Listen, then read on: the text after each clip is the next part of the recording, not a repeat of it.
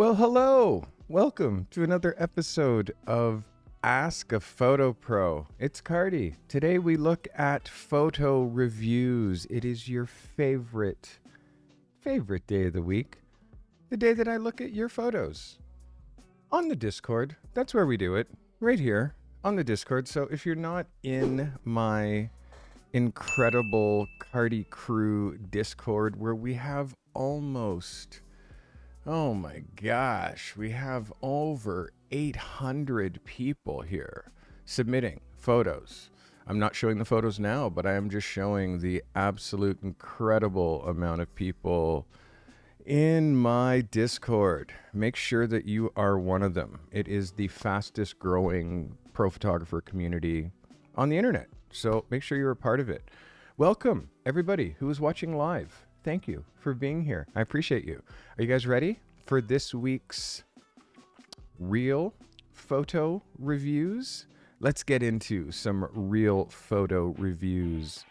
We updated some graphics. Let's see if the people notice my updated graphics. So last week I gave you an assignment, and that assignment was I wanted to see an editorial end page, meaning the last page in the magazine. Here's the cover, open the cover, that last page. I decided to show you a few examples of end pages, which I have one here. This is the end page in a magazine. These Gucci boots. Last look.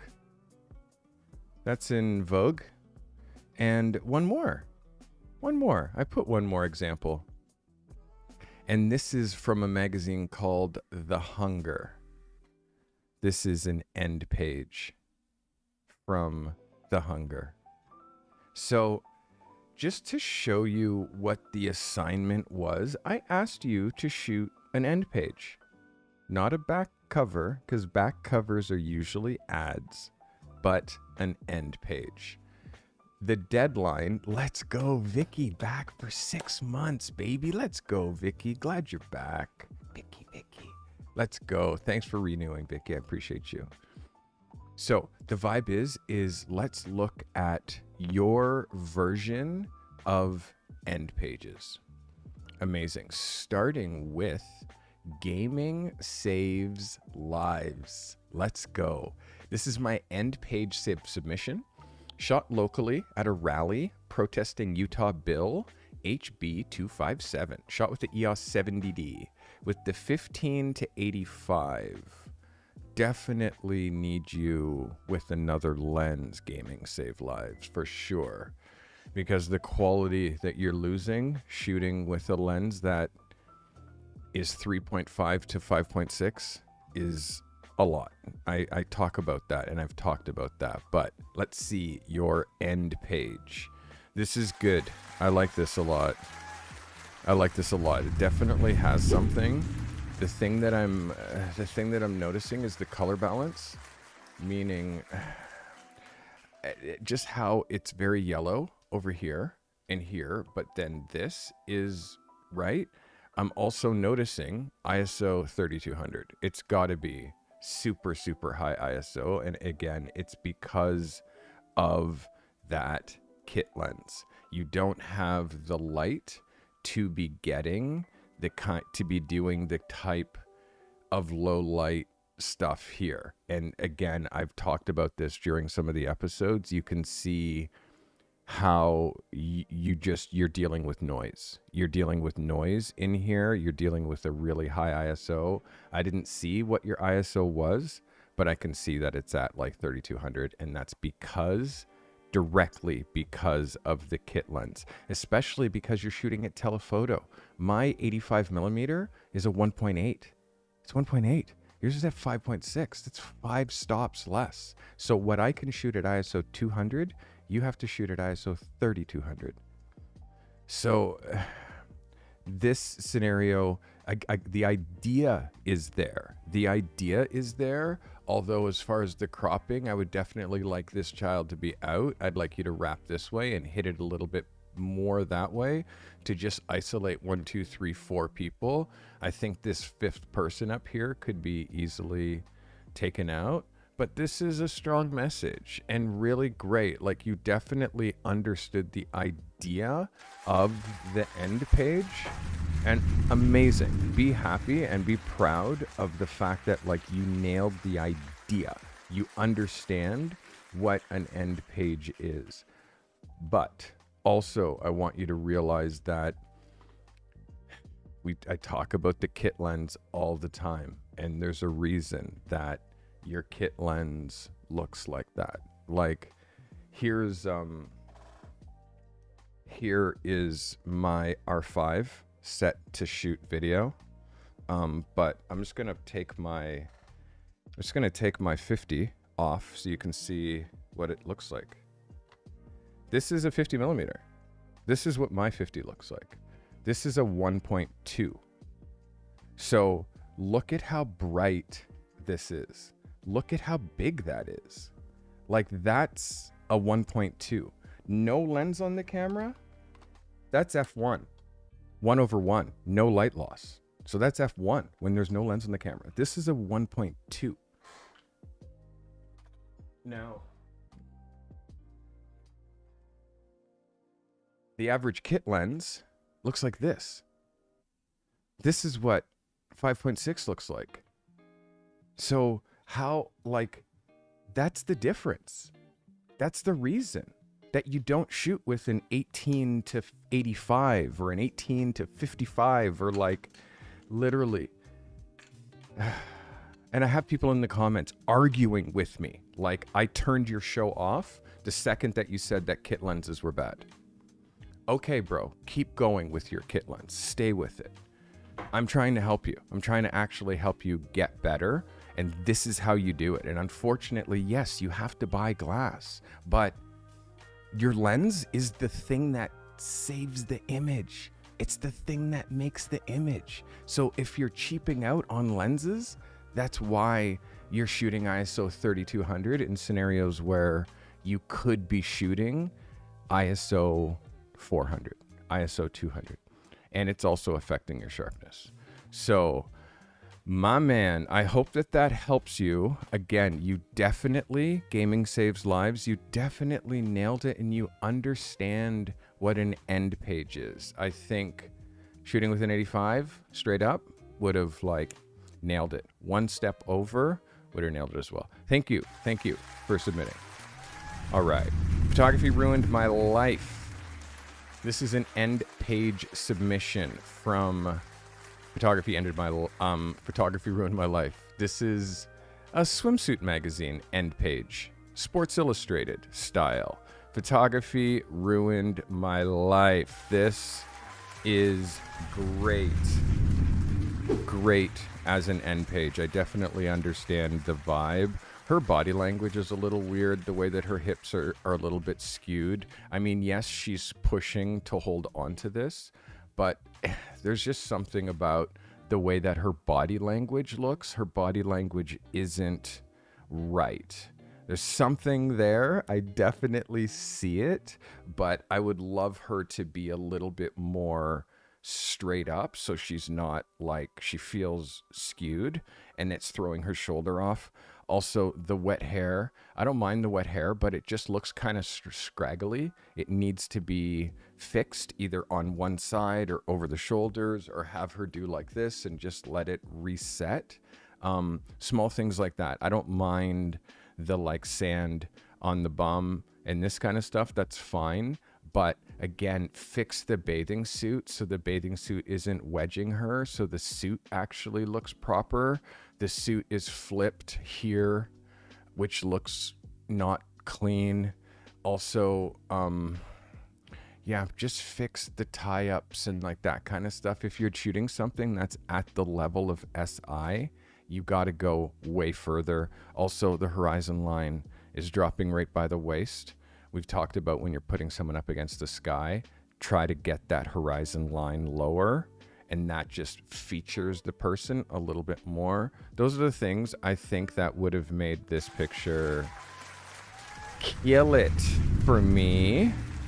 Photography ruined my life. But again, I love what you're doing. I love the fact that you're here. I love the fact that you keep pushing and keep submitting. You definitely nailed the idea of the end page. Nailed the idea of the end page for sure. But technically, we're always looking at how to make our photos as technically perfect as we can. Thank you so much for submitting. All right. Who's next? Maria Z. Maria with the Z. All right, Maria, let's have a look. This is her end page assignment shot with the Sony RX100 7 with f11. She didn't tell me what lens she shot with, but I'm imagining that this is a 50. Let's look at Maria's end page. Maria, well done. Well done. Let's have a look at this a little bit closer. Yeah, you're definitely, there's some things that are happening here. I definitely love it as an end page. You definitely have it going on. But when I look close and I start to come in here, I'm wondering like what's happening here. Like, are you using liquify or doing something weird here? Because there's something happening to her ear that's weird. There's something happening with the hair behind her head, which is weird. Looking at the skin here, there's also something happening here in the ear. I don't know what that is, but that, I don't know what you're doing. And there's something also that's kind of bleeding into the face here. So there, I don't know what you're using, but I see it. And I see it here. I see it here in the sweater as well. So, and when I start to look at the fabrics, I'm seeing that you're doing something. There's something that's happening down here. I'm seeing ghosting down there. Like something is happening with your files. So, not sure what it is, but I'm looking here. I'm looking at her bum and I'm seeing ghosting down here in her bum. I'm seeing double down here and some weirdness that's happening here. And now when I'm down here, it no longer looks like a photo. Now it's starting to look painterly. Like I'm wondering what you're doing. There's something that's happening in post where you're either doing some sort of AI generative fill, something that's happening is not working. And I'm seeing it. So rule number one is the post needs to look like there's no post. And the key tells are what's happening around here, what's happening here on this ear, and what's happening down in the fabric. And this ghosting that starts to happen down there. So curious to know what you're doing, Maria. Make sure you give me a little bit more notes as far as what you're doing in post-production. I'd rather you do nothing. Honestly, I'd rather you do next to nothing because you have a great eye for making the photos. It's just what's happening in post, we're losing it. And also you have this, I have a PC and I have a Mac, and sometimes I work on the PC and sometimes I work on the Mac. And I'm thinking that this is another picture that you worked on the PC. So do tell me what's what, Maria. Thanks for submitting. All right. That is Maria. All right. Who's next? Who's next? Yeah, I have an insane amount of... I have like just... I see everything. You can't hide from me. You can't hide. It's my role to do this. So being able to see the unseen is my job. Kyle, shot with the Sony 24-70 at 1/4 of a second, f11. Okay, ISO 100, 1/4 of a second. Let's have a look at Kyle's end screen. Kyle, well played. Well played. This is a great end screen. Really, really great end screen. I love the leading line. I love this feeling of leading line.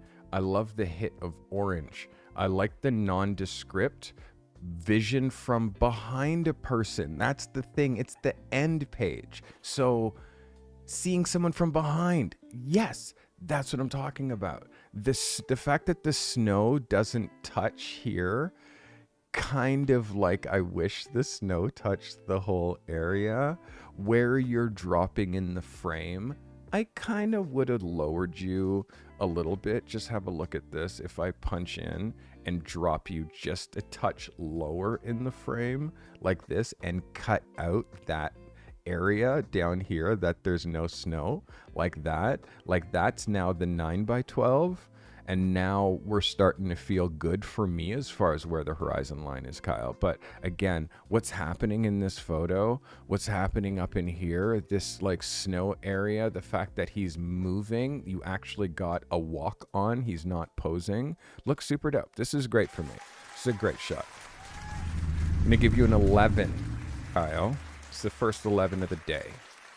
Congratulations. That's the first 11 of the day. Let's go. Guys, you're going to know that I have new graphics. We built some new graphics in the whole process of rebuilding some of my stream control because some stuff broke this week. I've gave you guys some new commands and also decided to unlock some shit. Spoonman. All right, so finally submitting. This is the end page, and it's Tools of the Trade from Spoonman. All right, Spoonman, let's go. Spoonman's end screen. Let's go, Spoonman. As an end screen, it really, to me, I mean, I love it. It's technically really good. Like looking at it close, good. Good for you. And again, gifted member. Let's go, calligraphy. You're such a king. I appreciate you gifting. Technically, this is good. This is really, really good. And I know you're new, but just the care and the sharpness here is really, I notice the care, which is good. Is it an end screen? To me, it's more of a cover. I feel the end screen kind of has to have a little bit of a behind the scenes. It has to have a little bit of a behind the scenes kind of a feeling. It has to feel a little underproduced. You know what I mean? Just a little underproduced. And again, this is stuff that like I'm wanting you to discover on your own and I have an assignment again today for you. And again, I'm trying to give you enough rope to really expand your horizons, but also enough rope to hang yourself if you so choose. This photo, I'm proud of you for the technical, Spoonman. I'm proud of you for the light, because the light is quite inspired. You got good ratios. My chat's going crazy. It's good for the ratios. It's good for the sharpness. This lens for me here is distracting. If you're going to shoot two of them, like this one is too close to the edge here. It's too close to the edge. It's claustrophobically close, and the back one is cut off. So, for me, it would be a bigger page, and it would be just your camera body with that lens and the strap, like sitting on a chair. You know what I mean? Like that. Very much like I showed that first picture of like the Gucci boots. But this looks a little produced, and because it's now produced like a cover, now I'm going to judge it like a cover, meaning this entire thing back here doesn't need to be there. The lens caps are too close to the bottom of the frame, and you're too close here. So yes, sure, I can put my masthead in there, but I would be upset if I was the art director if you gave me this as a cover, and I'd be upset if I was the art director and you gave me this as a back cover. So you're new, and this whole process of shooting assignments is new. And I'm sure it's new for most. I mean, for me, I've been doing it for 33 years, so it's not new for me. But what I'm doing is I'm giving you a tight brief. I'm giving you a super tight brief, but at the same point, I'm disguised the limit as to what you do within that tight brief. So that's how you're able to shoot within your own niche and still give me images that fit within my parameters. So it's not easy. It's not easy. But you have to swing. You gotta Super chat. Swing. Let's go, Oz. I appreciate you for giving me your hard-earned $2. Let's go, Oz. Thank you. So know that you're close, Spoonman. Close. Honestly, close. I would like to see other executions of those ideas. But thank you for submitting. Well played. Spoonman with the Sony lens photo. Wild West. First submission and end page. Shot with a Canon RP 50mm, ISO 400, f2, 60th of a second.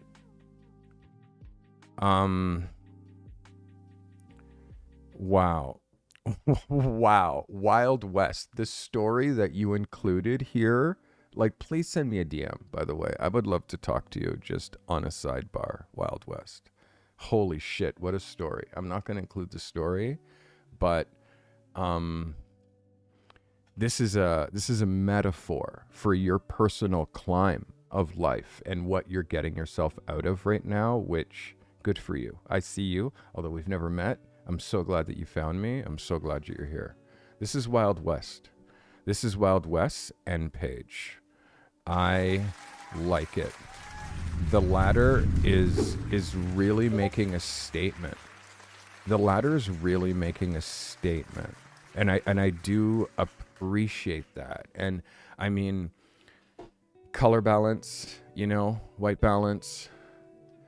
This is very yellow, which means it needs to be neutral. And if it was neutral, then it would feel even more like, But again, it's you're new. And again, it's like, hopefully you shot this raw.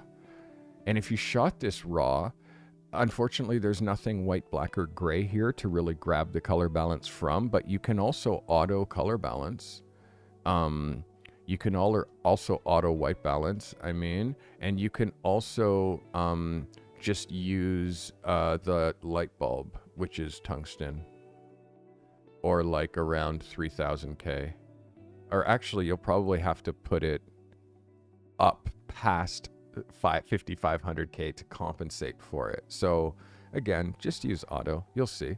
But as a back page, let's go. Like, as a back page, very good. You're new, you got a full frame, you got a 50mm. Technically, let's have a look at it technically.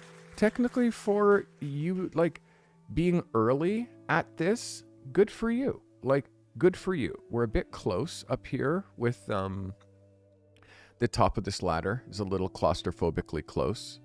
But your spacing here is good.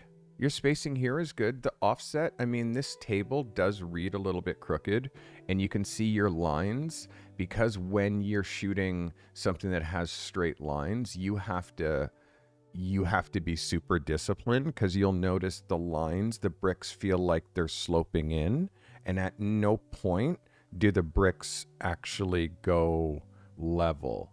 So that is also a thing, but I also know that you're probably lining up that level, right? So understand that how high, how up or down you go is also part and parcel as far as how straight your lines go this way. It's tricky. And also the ladder is on an angle.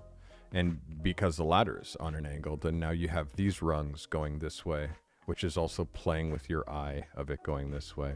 But the light source coming up here is great. The idea is great. I'm very pleased with this as your first submission. And again, it works even as a cover. I'm very pleased with you for this being your first submission. Good job. Good job. That was Wild West. Wild West, send me a DM or send me an email. I would love to have communication with you offline here. You seem like you need a friend. You guys having a good time, by the way? Having a good time? Yes? You with me? Let's look at Tony. Tony says, thank you for reading the travel issue of Behind the Picture magazine. This is Yes, sir, yes. the end page of Tony always submits to Behind the Picture travel magazine. So all of his photos are related to this editorial travel sensibility, which I really, really love. This is Tony's end screen. Let's go. His last page. Tony, well done. Well done. I like this. I mean, the way that I'm going to be judging you, by the way, Tony, from here on in, it's the bar is high now for you because you've created it. Like, again, I judge you against you. I'm never judging you against any other photographer except for the one that you see in the mirror. So because you've continually been raising your bar over the last weeks, I actually have to begin to be way more, like, I have to turn the screws a little bit more and be a little bit more tight with you as far as the things that I see. By the way, all this stuff that's happening, my chat actually controls my stream. They control it. Watch this. My hands are right here. Guys, make it 1995. Make it 1995. Like, all I do is say things like this, and then they control these things and glitch my camera and all that stuff. So, not me. Tony, you are definitely on to something. You're definitely onto something. As you can see now, it's 1995.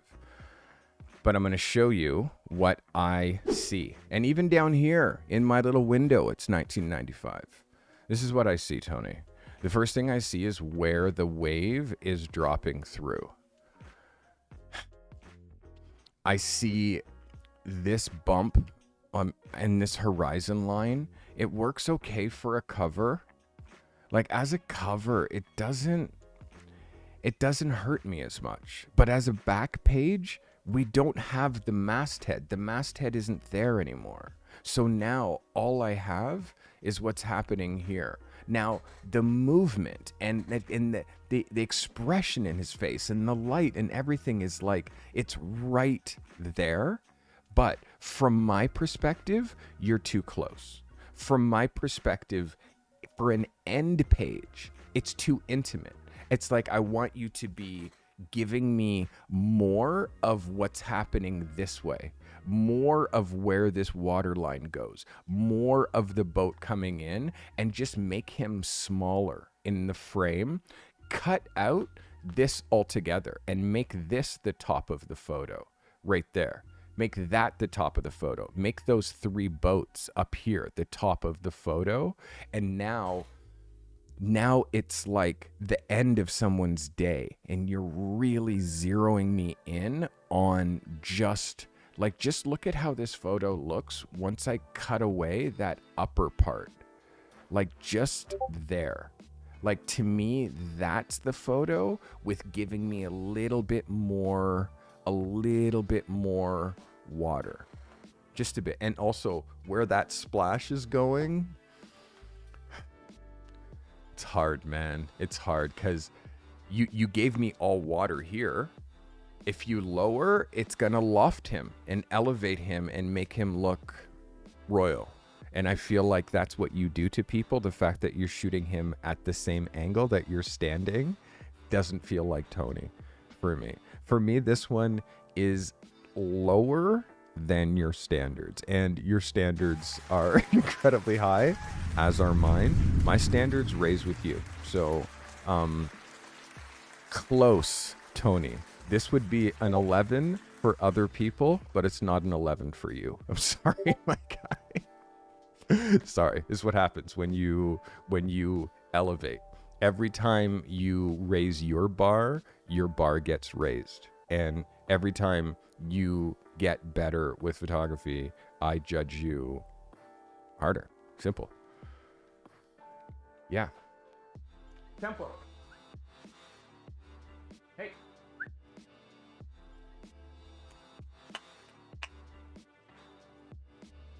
Come on up here. Come. Here. Come here. Come here, out of the darkness. Come here. Come here. Up. Hey, buddy. Buddy, do you want this? Do you want this? Do you want this? Up. Yeah, well, he doesn't really want to hang out. Hey, here. Go lie down over there. Go. Go. Go. Over there. Go over there. Up. Go. There you go. Get comfy. All right, I'm looking after a wolf of a dog. A wolf of a dog. All right, Tyler Trace, end page. End page featuring my spouse, Cass. Okay, shot in the 5D Mark III, 50 millimeter. Tyler's end page. Let's have a look at this. Tyler. Thank you for submitting, by the way, Tyler.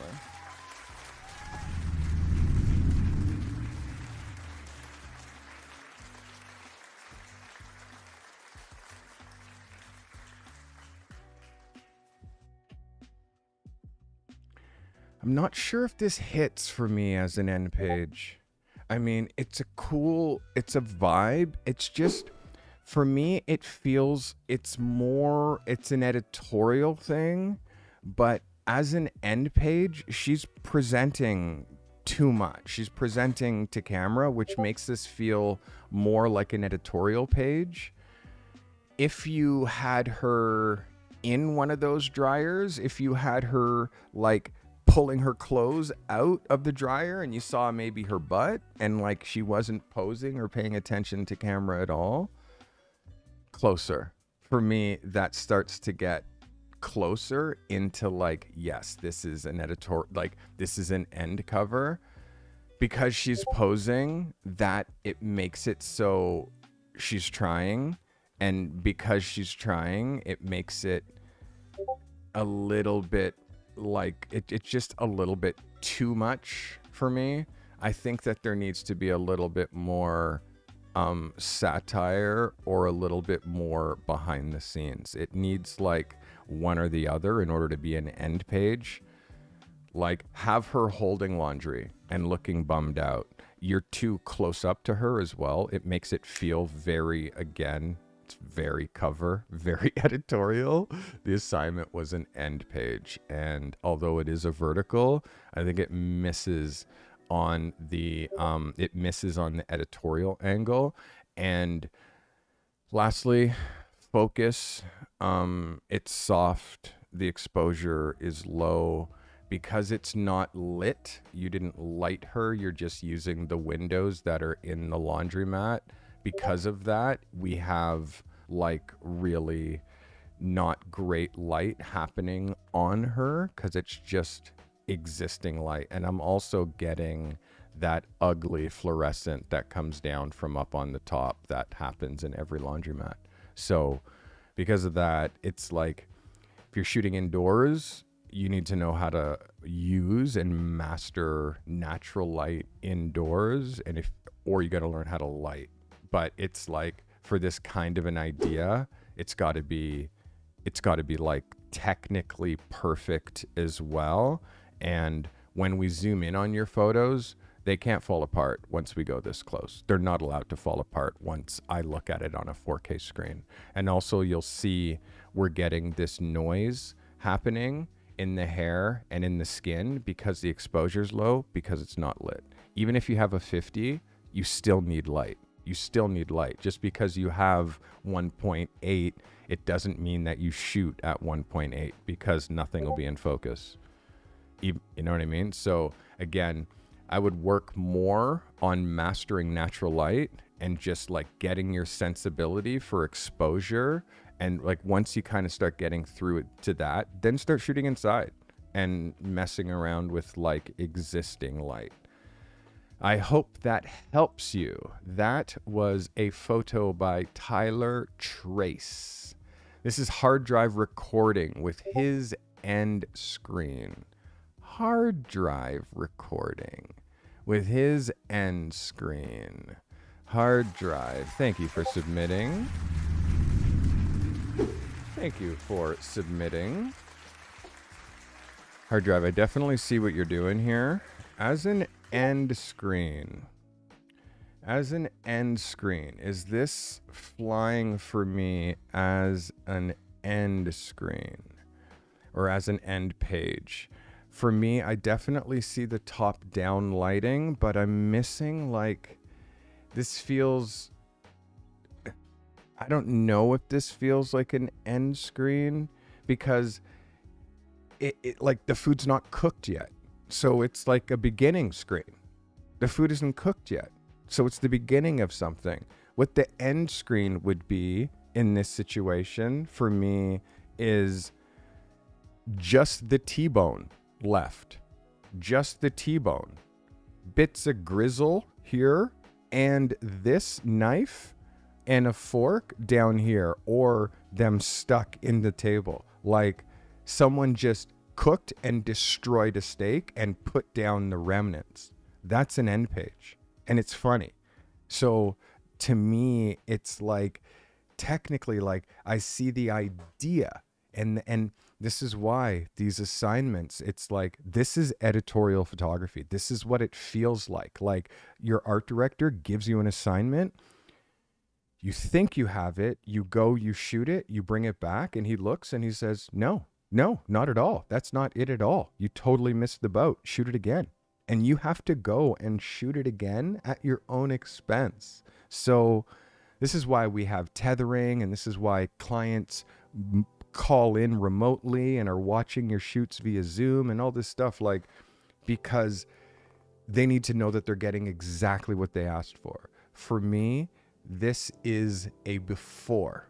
The steak before it's cooked. That tells you that it's a beginning page more than it's an end page. What would be the end page? The aftermath of a dinner party. All the mess. The aftermath of a New Year's Eve party.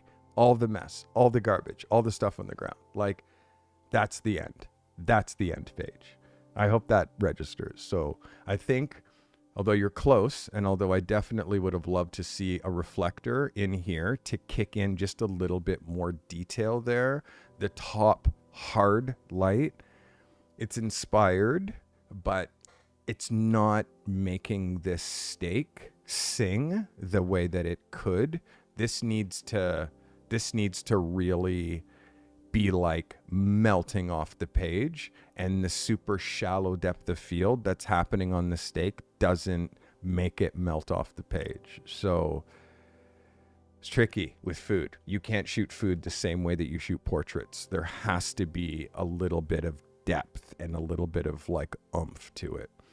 I hope this brought you value, my friend. That was hard drive recording. Thank you, hard drive. Scuba Steve, my submission. Photo shoot with a coworker. Scuba Steve, R6 Mark II, 50 millimeter, 1.8, shot at 4.5, ISO 3200. Don't know if you need 3200, but you're shooting with the camera that can handle it. Let's look at Scuba Steve. Scuba Steve, thank you for submitting, my guy. This is definitely a very, like, capable, strong portrait. It's not an end screen, though. It's not an end screen. If anything, it's a cover. It's a cover. But just because it fits the cover format does not mean it's an end screen. Essentially, this end screen is, instead of him being straight on like this, the end screen is him backwards. Like that. The back of his head. That's the last picture. And it's not so punched in. You loosen up a little bit. And then you send, hey, this would be the first picture. I mean, you're only allowed to submit one. But you have to understand, like, you shoot that. But the end screen is the end. It's the end. This is, again, the beginning of something. This is the beginning of something. This is full eye contact, full engagement, full focus. Like, it's a beautiful portrait, but it's not an end screen. I hope you understand. Like, it's not an end screen. An end screen has to be like, this is something that opens the article, or this is something that opens the magazine. But an end screen, again, it has to be an off moment. It has to be him taking his shirt off, being done with what he's doing. Like, it has to be the end. We're right in the middle of it. This is the beginning. So it misses the boat on an end screen, but again, it's a fantastic photo. It really is. That was Scuba Steve. Anna, here's my submission. Opposite of my boys. Okay, this is Anna's submission for her end page. Anna, thank you for submitting. And I added a little bit of graphics to it. Sorry, not sorry. The graphics, I mean, we don't need them just because, again, when it comes to graphic design, you're not a graphic designer. And even if you are, you have to like really spend so much time to get this font and the text and everything right. And the person who's an actual designer who's hiring you is going to see text, and it's not going to be how they would design it. So it's actually taking away from the image. Have to imagine, I could picture text being there. I could picture text being there, but I can't unpicture your text being there, because I also want to see what it would look like as a cover, but your text now, you're fighting with the photo. This is why no watermarks, no graphics on top of photos. It makes it really hard to see the photo. And also, this isn't an end screen, or this isn't an end page. And the reason is, again, the posed and they're presenting, like they're very much like focused, like beautiful children. They're focused just on you. So what would be funny is the end of the shoot where they're getting up and they're like adjusting themselves, and you're showing the stands in the background and the sandbags and the roll and what they were sitting on. Like, it's a little bit of like the end of the shoot, but this is not an end page. This is the opening of an article, or this is the cover. The lighting is great. The lighting is great. It really is. You nailed the Rembrandt, which I really like. I think the light's a bit high based on your son's eyes being relatively deep set. That means that you got to lower the light just a bit in order you'll get the same effect. But you can see with both of them, like the ridge here is making it so like you're actually shadowing like all of this, and you're also shadowing like here quite a bit.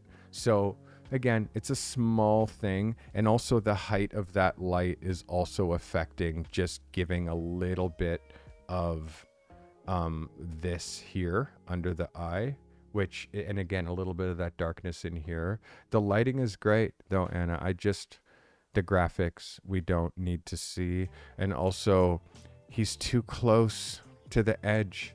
And he's too close to the edge. If you have it so their arm and you see the whole arm and then the rest of this is white, then you can move them anywhere. You can put them on the left side of the page, on the right side of the page. But as soon as you cut the arm like this, you can't do anything except rebuild the arm. And we see where the photo ends. So again, it's like close. But it's not an end page. It doesn't fit. It's an editorial picture, and if anything, this is a CD cover. It feels very much like this wants to be square. This wants to be like that.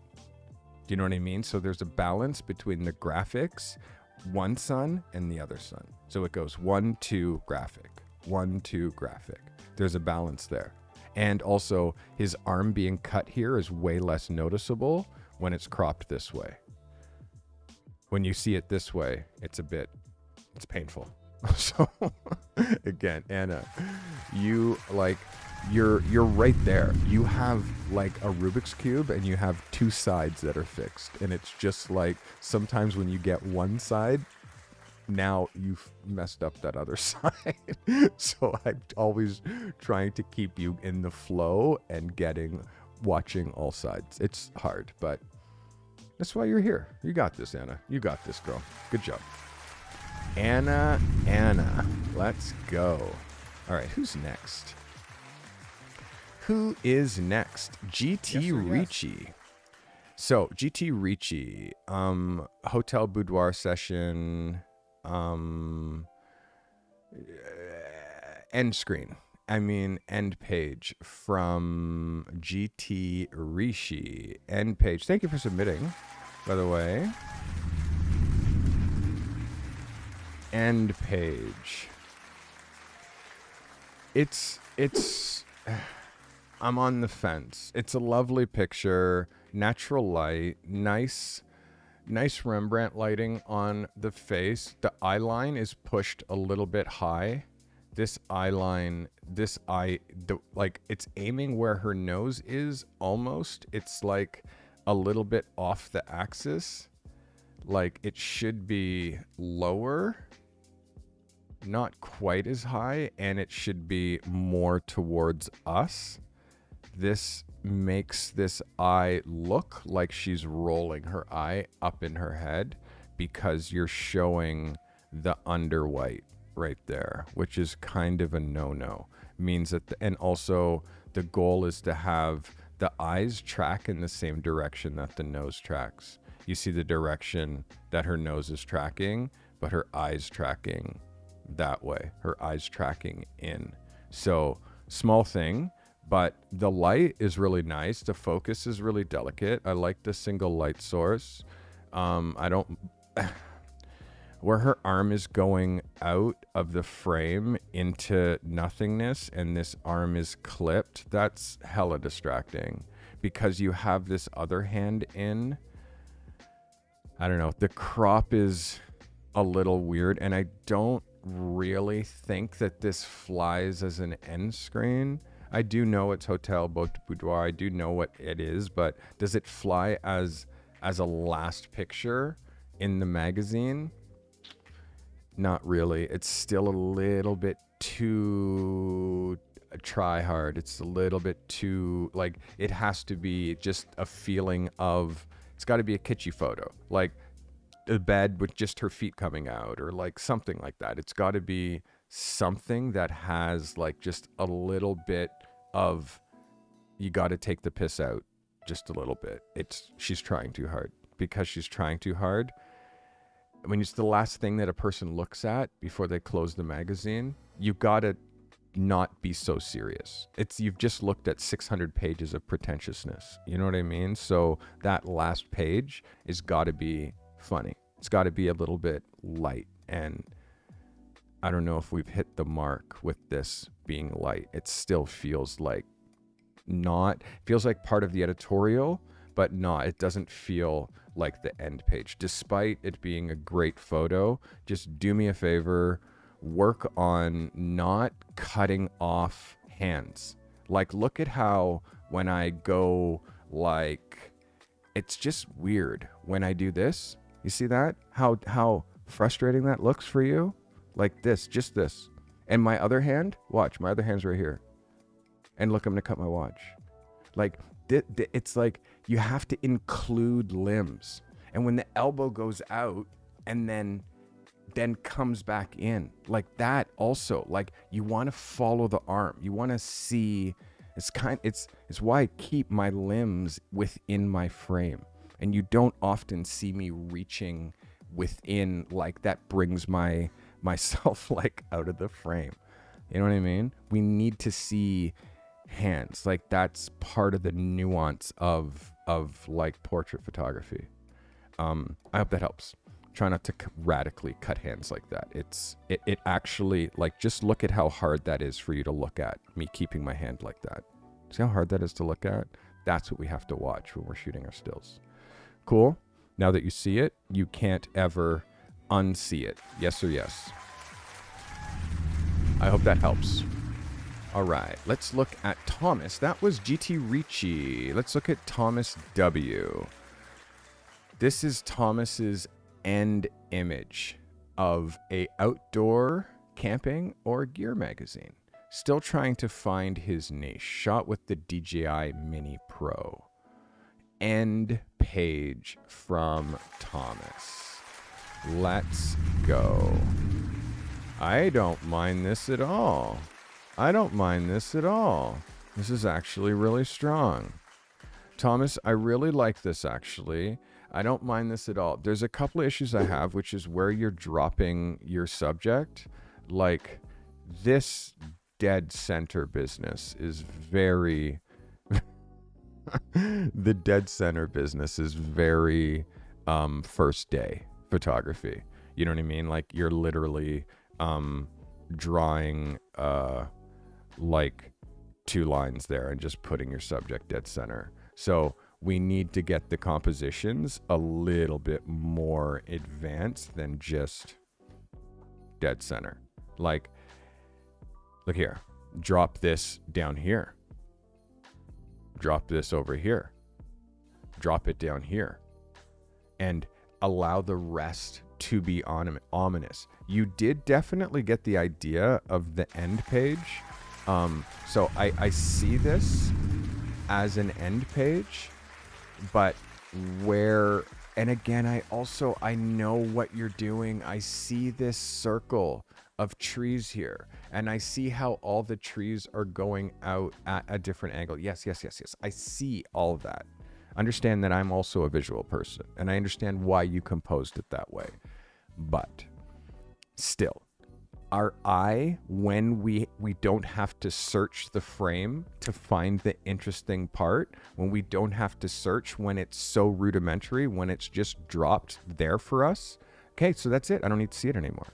So that's why we drop it in places that are unconventional, irregardless as to what it does to the trees. We do that in order to like push the boundaries of like how people see our framing.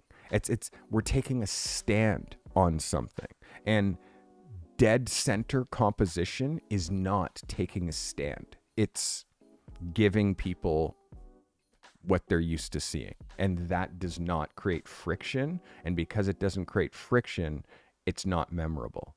It's not memorable to drop a subject dead center because it doesn't create friction. It's just too simple. And then someone they just look at the next picture. They never remember it. When you drop horizon lines in strange places and like really push the boundaries, is like you're not just giving it to them exactly how they would see it. It just makes your photography a little bit hard. And it's very hard to do this because you're doing it with a drone. You're looking at a screen and you're trying to like joystick compose stuff. It's tricky, but you also have the time to like shoot lots of frames. So watch some of Josh McCoy. He's also known as Turtle Drone Solutions. I worked with Turtle for the last like 2.5 years with his drone photography and his compositions, and seeing his compositions go like, what? Like now I never talk to Josh about composition. Never. Like he's like, because he's pushing it way further than traditional. And when he started, he was doing this. So I want you to also push your compositions further. I hope that brought you value. All right. That was Thomas. New member. Joel, welcome. Welcome. Joel has become a member. Everybody say hi to Joel. What's up, Joel? Thanks for joining us. I appreciate you. You get the smoke. Joel, welcome. Hey, guys, by the way, this podcast is brought to you by Carty Crew merch. Every piece you see, designed by the photographer you're currently watching. And let me let you in on a little secret. Meticulously hand-stitched by the arthritic grandmothers of our very own viewers. Well, what? This creative community inspired this entire line. Your zeal for artistry, your tireless dedication, and your individuality shines in every stitch and design. This isn't just another piece of clothing. It's a badge of honor for every creator out there. From what I see here, they are mostly just black t-shirts and hoodies, but you do you, boo. You actually want me to read the rest of this script? Oh my God, who is this guy? From the nuanced patterns to the vibrant colors, everything has been designed keeping in mind the creative soul that lies within each one of us. Wow, who wrote that? There isn't a single pattern, not one. Oh my God, leave the There is commentary. hardly any nuance. But it says Oh my here, God, this merch guy is a represents more than trip. just apparel. It's an emblem of our shared passion for creativity. Who wrote this? What absolute twaddle. Wow, this guy's a great supporter. All of this stuff is kinda basic, to be honest, but I'll keep that to myself. Okay. Let the world know you're a part of something bigger. A photographer on YouTube's clothing collection that he actually has the balls to make a commercial about. Okay, what is going what on? I meant to say is, a collective of photographers that celebrates and uplifts every form of creativity. I am aware, as the narrator, I'm not allowed to insert my own narrative. But, holy moly, this is horrible. Wow. Join the movement, embrace your creative spirit with Carty Crew merch. And yes, he is really calling this a movement. Be proud of your passion for photography. Be proud of your creative life. If photography is your life, flaunt it. The one paying for this advertisement has asked me to make a toast. Isn't this a podcast? Okay, it'll cost you another 20. Let's raise a toast to every photographer, artist, and creative out there. Thanks for being a part of this journey. This guy's so Did that suit you? patronizing. That was absolutely ridiculous. Please don't make me read anything like that again. Back to the show. Oh my goodness, all the twaddle. How you doing over there, dog? Oops, camera off. How about camera comes back on? Not yet. All right, we'll get that camera going. Tempo's very happy over there. Very.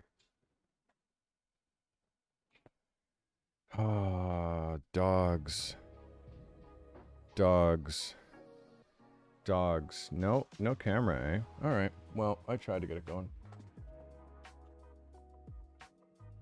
Let's look at Mike, our next submitter. By the way, I hope you guys are having a good time with me. Hope you guys are having a good time. I really like these episodes, you know, looking at your progression, seeing how far you've come. These two have been watching me since they were, I don't know, in their early 20s. Look at them now. It's like I'm old or something. She doesn't know where she is. Guys, let's look at Mike. This is Mike Stimazzi. Let's go, Mike. Mike, I definitely see what you're doing here as an end screen, for sure. I definitely see what you're doing here as an end screen, for sure. I think what is completely throwing me is the color balance, the white balance. The white balance. White balance is the simplest thing to fix. I want you to look at this page and know that this is supposed to be white. It's supposed to be white. Look at how hard the yellow is when you shoot daylight under tungsten. Your camera's set for daylight, you're shooting under home light bulbs. White balance. This is first day stuff. So super simple. Open Lightroom, use the eyedropper on the white balance, click here, click, completely makes the picture exactly back to neutral, and will make this page not yellow. And it basically brings this whole photo back to life. The white balance is a factor. There's also camera sensor dust, which means you get a blower brush and you and blow off the dust, because that's a big piece of dust on your sensor, and at some point that's going to be on a face and it's going to be really hard to take out. Also, I want you to watch like what's happening in the digital noise, and this is happening because you're not using any additional light but the light that's in the room, and because it's giving you a reading, you shot it, but this isn't lit. This is just existing light. So again, I want you to work on lighting and color balance. It's something that these things are going to push your photography to the next level. And this is every frame. You can't let photos come out that are this yellow, because our eye knows that that page is supposed to be white. So just fix it. Super, super simple. I see the idea. The idea is there. for an end page. The idea is there, but the execution, Mike, you're in the masterclass. Mike, this is hard. This is hard. You have to try harder. Try harder. Honestly, have to try harder, my guy. That was Mike. All right, let's see who else is next. This is Jay. This is my end page submission. At an event space, shot on the Sony 24-70 at 70. ISO 1250. Okay. First submission. This is Jay. Let's have a look at Jay. Jay, thanks for submitting. Jay, by the way, Joshua back for 3 months. I appreciate you, Joshua. Jay does not know the rules for submitting as far as, or Jay didn't pay attention to the rules of submitting, or nobody caught it. But there's rules for submitting. Number one, size is 4,000 pixels wide at 100 dpi. Size. Super important because I can't look at them without them being the right size. This photo is what your image size looks like on a 4K monitor. Therefore, I can't zoom it in. But what I can see from here is that it's out of focus. That's what I can see. But if this is as big as the photo is, I can't technically judge it. And this isn't an end screen. This isn't an end page. This is a posed, in fact, over-posed photo, poorly posed photo. You know, like it's a graduation thing. So she shouldn't be trying to look like she's a booty girl. You know what I mean? There's something to be said for a level of sophistication that we shoot women in a way that makes them elegant and beautiful. But that's not an end page. The end page is the dress on the ground without the girl and her shoes there and a hotel bed. Or like it's something that says the end of the night. This is a photo shoot that you did for something else that you're trying to make fit for this submission, and it doesn't. When I give assignments, they're hyper specific, meaning you have to shoot something for this because you won't have something that fits. And then you'll also notice that when you don't follow parameters, imagine I'm the editor of a magazine. I've asked you to give me an end page, and what you did was give me a booty shot of a graduation picture that's kind of showing, you know, like it just misses the boat completely. And then the art director doesn't call you again and you don't work because you can't follow the brief. And then also you didn't give the specs. So even if it was the right picture, I can't just print it. I need the proper specs, which is why I have specs all the way through. Like it's at the top, it's pinned, it's like everywhere, like the specs, like, and like the specs are even in the assignment. So I don't review photos when you don't follow the specs. So literally you got to go back to the drawing board in this situation and know that you're mixing messages. If like this isn't, even if this is what this girl wanted to do, stop her. Say, don't do that. It's not what we're trying to do here. You know what I mean? For me, this completely misses the boat. And also yourself as a photographer, you're trying to elevate your frequency. And you're not, I don't know if you're trying to be known for shooting booty girls with their bums out at graduation. This is what you're trying to get known for, Jay? You know what I mean? You got to raise your frequency and like control the scene, control the situation more. You got to go a little bit harder than this one if you're trying to like elevate your portfolio, elevate your whole vibe as a photographer. Like watch what other people are doing. Seriously. Thanks for submitting, Jay. All right. Next, Black Phoenix. Black Phoenix, here is my submission for the week. Black Phoenix end page. Black Phoenix, this is good. I'm feeling what you're doing here. I definitely I'm going to give you an 11 because I know that you try so hard, and this one you swung for the fences and you hit. I think that this works excellent as an end screen. technically, I still want to really help you on the technical, because when I enlarge this photo isn't 100% because you can see it's rasterizing. So what's happening is that this is what you're doing. I'm almost positive of this. This is what you're doing. You're shooting raw, and then you're processing that out at whatever it says to do. And it's not at 4,000 pixels wide. It's not. It's probably at like 1,600 pixels wide. Guaranteed. Then you're taking this file at that 1,600 pixels wide, and you're making that file 4,000 pixels wide. And that's what you're sending me here. This is not raw from Lightroom processed to 4,000 pixels wide. And why I know that is because when I just click once, this is 100%. This is 100%. When I click just once, looking here, I can see that this is jagged.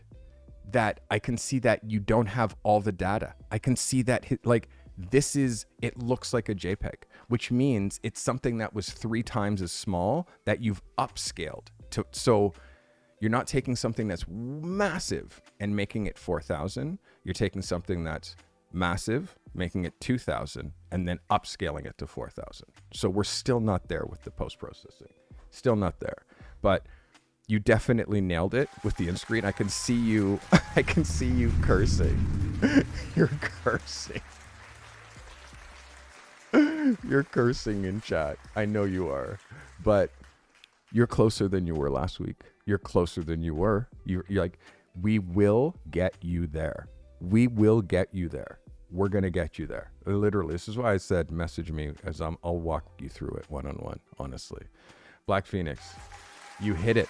And I said, this is another 11. You hit it on the end screen. Not paying attention, reading, on his own thing. Perfect end screen. Again, things that could have been made it better is you went on the other side of him and shot him from the back. So shot him this way, so you don't see whether he's reading a book or an iPad or whatever, and like the city that's in front, like that's an angle. Or you come around and you hit him from the side and you shoot him this way, so he's not like facing camera, he's like profile, just dealing with the world, where you're just an observer. Again, close. I still give you an 11. It's still such a great improvement, and each time you submit, you improve, and each time I challenge you, you show up, girl. So keep it going. You've done every assignment for a while. Don't think that I haven't noticed, girl. Keep it going. That's Black Phoenix, guys. All right. Ooh, Storm coming. First submission. End page submission. Let's see. So, funny enough, didn't have my camera with me, but I did have my cell phone. So Storm coming, submitting an end page. First submission ever. First submission ever. For an end page, I'm giving you an 11. Number one, if you hadn't have told me that you shot this on an iPhone, I would have noticed as soon as I clicked it. I would have noticed. Like, I would have said that there's something up with the files. As far as the image, yes, but where you're dropping the horizon, this is something that we talk about constantly. And again, once I show you this, you're going to be so pissed off. But the horizon is too high. Like this arch is too dead center. It's too dead center. It's too basic. Like, I hate to be so crass, but it's too basic. And you literally, again, can draw a line right through the center of the composition, which is grade one composition visually for somebody who's trying to be a photographer. What we need to do is shift where the point of interest is in the frame. You can't put it dead center. Lower the point of interest. Look at this. I enlarged this. I lower to cut this thing off the floor. This band is so distracting. And you lower the horizon line now, so it feels more ominous. Just look at that composition. And I can't make it exact how I want it to be, because I want it to be lower than it allows me to do it. But just even look at this composition with it now on a third and cutting out this bottom piece here. Like, look at the difference now. But it can even go lower. I would want it, honestly, I would want this to be that low. Or right where you see these lines, where these lines now go right to the end of the frame, like that. This is where I would drop it, like that. But it's a vertical, so you have way more top heavy space. You know what I mean? But again, it's like putting it dead center, you kind of killed it. As far as you made it like basic bitch, when you had the potential of making it like true, like insanity. Again, if you have the tendency of wanting to put your interest point dead center, like rethink your composition. Just slow down. Drop it low, push it high, just see what feels right, and then also scan your frames for distractions, and you can see how this right here would have been so much better served to not be a part of the frame. All you need to do is like take 5 steps ahead, so you're now stepping on this, so it's not in the foreground of your picture. Small things, but again, I don't review photos shot with phones. So that's an exception that I did that for you, but no photos with phones. I understand that you saw an opportunity for an end screen, and I think it's important to shoot it, but you're not making iPhone portfolios. And if this is the type of photography that you do, then it's your responsibility to have a pro camera with you. You know what I mean? And if you're just on your way to work, then just be on your way to work and make a note, shoot an iPhone picture so it's tagged, and then go back later with your pro camera and reshoot it. Your phone is just used as like a mood board. It geotags all the spots that you, oh, that's a cool spot. That's a cool spot. Then go back with your pro camera and shoot the real photo. You know what I mean? Because you can't use these photos for your book. You can't sell them. You can't use them for stock. So doing them is just, what are you doing? You know what I mean? Like, so yeah, cool for Instagram, but not for the purpose of what you're trying to do, which is be a pro photographer. I hope that helps. All right. Sebastian, end screen. End page. Okay. Commercial end page. The Savage Dior, the scent of a true savage. And manual focus. This is an end page from Sebastian K. Sebastian, very, very funny. Like, the look on this guy's face is classic. I mean, it's funny. It's funny.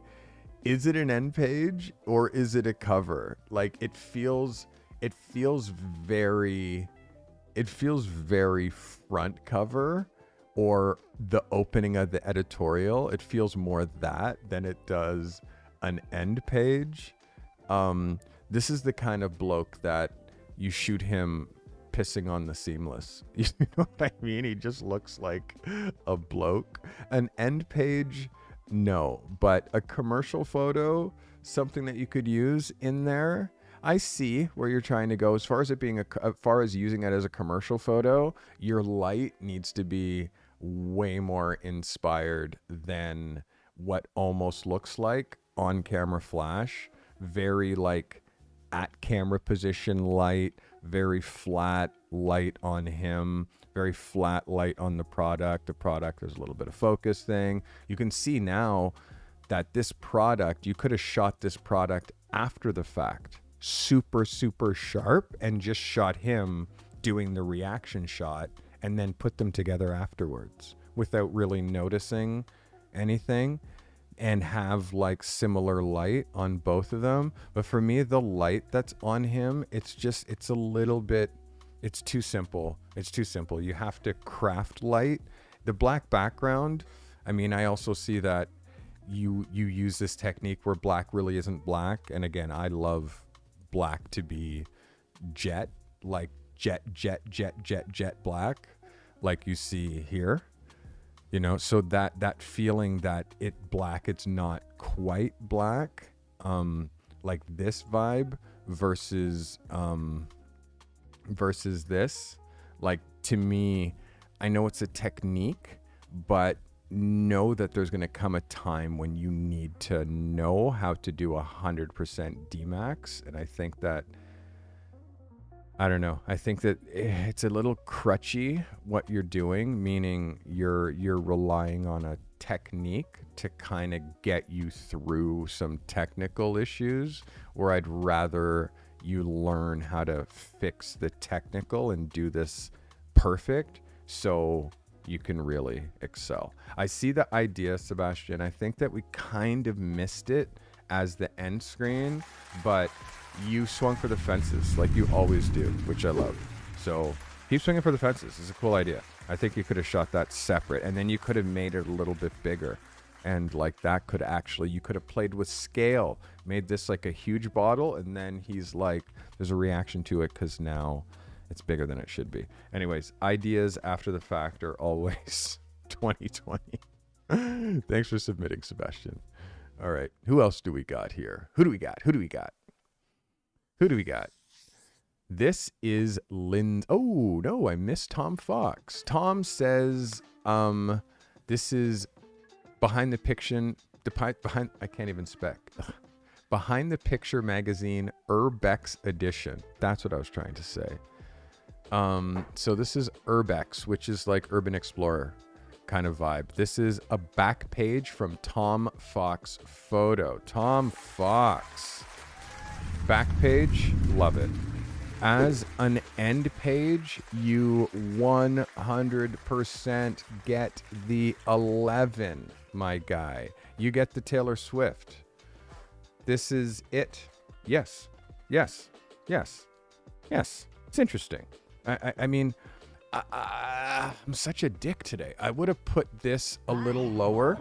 I would have dropped the chair a little lower. Dropping the chair lower is going to make you now be able to move this so we're not seeing that part of the door. And it actually, because you're hitting it on such a radical angle, and I know why, because you're trying to give us this straight through perspective of this window, which I definitely see. I don't even mind these lines. These lines don't even bother me. Like the fact that that's like radically off. And I mean, this happens from shooting wide angle in this kind of a tight situation, but it's mostly this line and this black corner that bothers me. So for me, I would love if you had because what's going on up here at the top is no doubt super interesting with this roof that's falling. And so show me more of what's going on up there and lower where the chair drops. So the chair is like here. And then that's gonna for me, that's the vibe. It's definitely a vibe. Definitely a vibe. And definitely an end page and definitely an 11. Very much like this photo. You understand the end screen. You nailed that. Good job, Tom Fox. Lindsay said she had to crop down it from a horizontal shot because she didn't get a vertical one. This is her end page. This is Lindsay.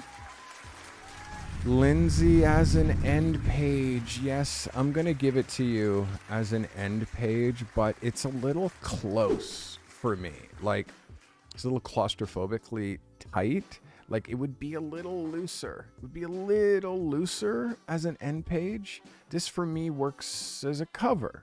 It works as a magazine cover. It works as an inside page. It probably would have worked amazing as the double page that you originally shot it as.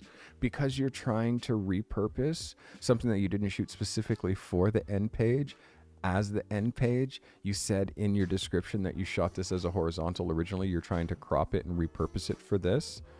This is where it becomes really difficult because you need that looseness. You need that looseness of that, like, that behind the scenes kind of a vibe. This is very posed. It's very presenty.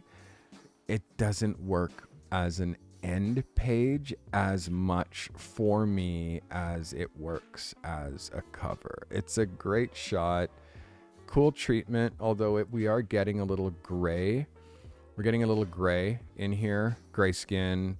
There's no real quite white. There's no real quite black. You can see it's kind of gray. Blue is gray, skin is gray, silver's gray, black is gray.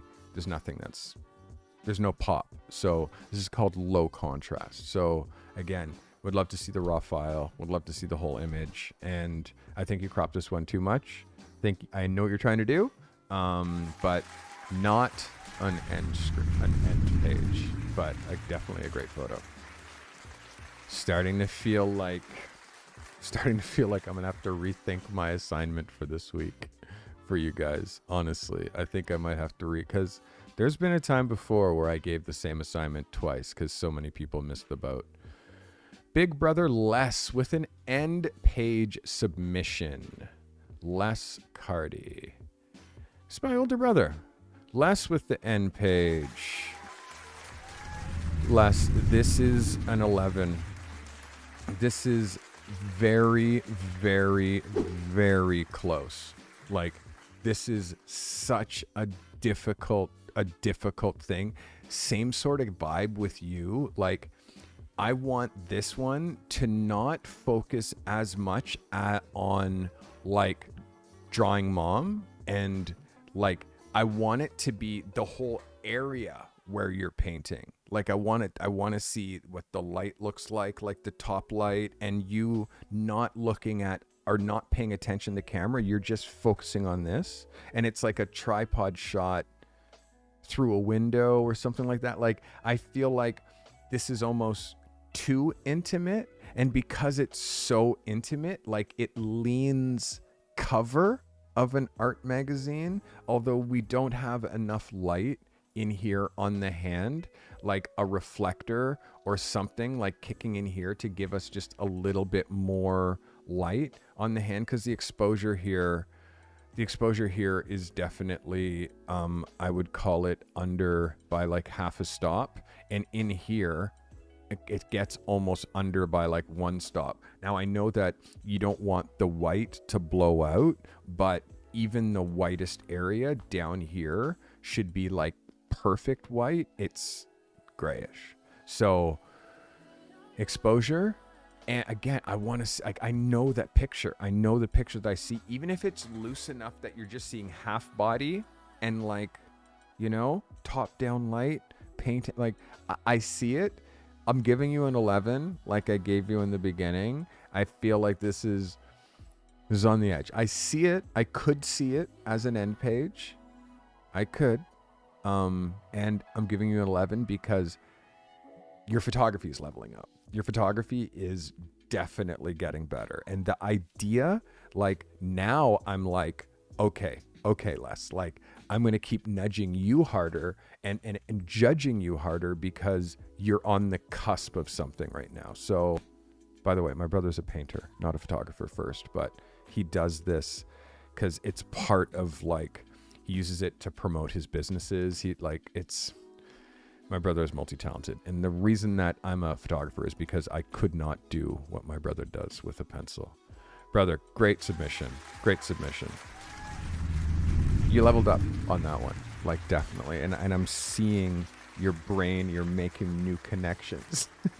As you solve one problem, you reveal another one, which is what's happening to you right now, it's beautiful. My big brother is getting better. Let's go, baby. Amazing. By the way, my brother started a Discord because my brother he's an artist. So for people who are like very much into art and creating and making, my brother He's a painter. He customizes cars, and he's building a community. He's sweet like me. So yeah, Les, I'm definitely gonna help you get some people over there to your server. All right, this is Onana. So Onana is a self-directed project. It's called Flowers and Humans. So this is Onana as she's in her photo, and this is your end page submission. Onana, I'm proud of where you're leveling up. You're leveling up on exposure. Oops, I'm not typing properly. Exposure. Light is getting way better. Light is getting way, way, way better. Small things. Obviously, you're seeing how the light, this is cutting here, but it's not cutting over there. It's because you're in the picture and you're not directing somebody. And your tolerance, meaning how much play based on your framing that you have with this hat, is 0 play. You can't shoot a hat like Pharrell's super wide hat and give yourself no tolerance, or it's going to be cut on that side or it's going to be cut on that side. You got to just back up. Seeing this ring light behind you, because this isn't photography light. Photographers don't use ring lights for lighting, like not at least this type of ring light that you use for making YouTube videos and for being on webcams. Like, yes, you see it as a light in the background, but it's kind of like it's lowering the quality of the image. The flowers, if this is a part of the image, the flowers can't be right on the edge of the frame and partly cut off, meaning you're too close. You're way too close. And then also detail. Now the white here is actually blending in with the white of my page. So your highlights in this whole area here are blown out because of the placement of the light. It's too low. Your light is coming in, your light's coming in this way. I can tell based on where the highlight is across the eye that your light is relatively low because you're trying to get underneath the brim of this obnoxiously big hat, which is incredibly obnoxious to photograph, and also self-portrait photograph yourself. So as an end screen, I don't think this is it. You're trying way too hard. You're trying to be in it. You're posing, you're doing light, you got flowers. Like, there's too many things you're trying to do in one photo, which as a cover, it's stronger. It's a stronger idea as a cover, but as an end page, it's not that, for all the reasons that I said early, which is you're posing, you're trying too hard. This picture, it's over stylized. You have a chain that's coming through here.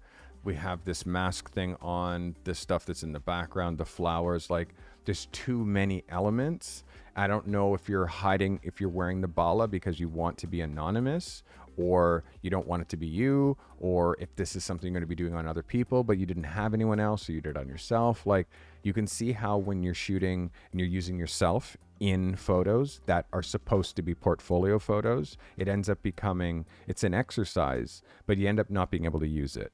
You know what I mean? You're not able to use this photo really anywhere but Instagram. And Instagram should be a representation of the highest level work that you're doing.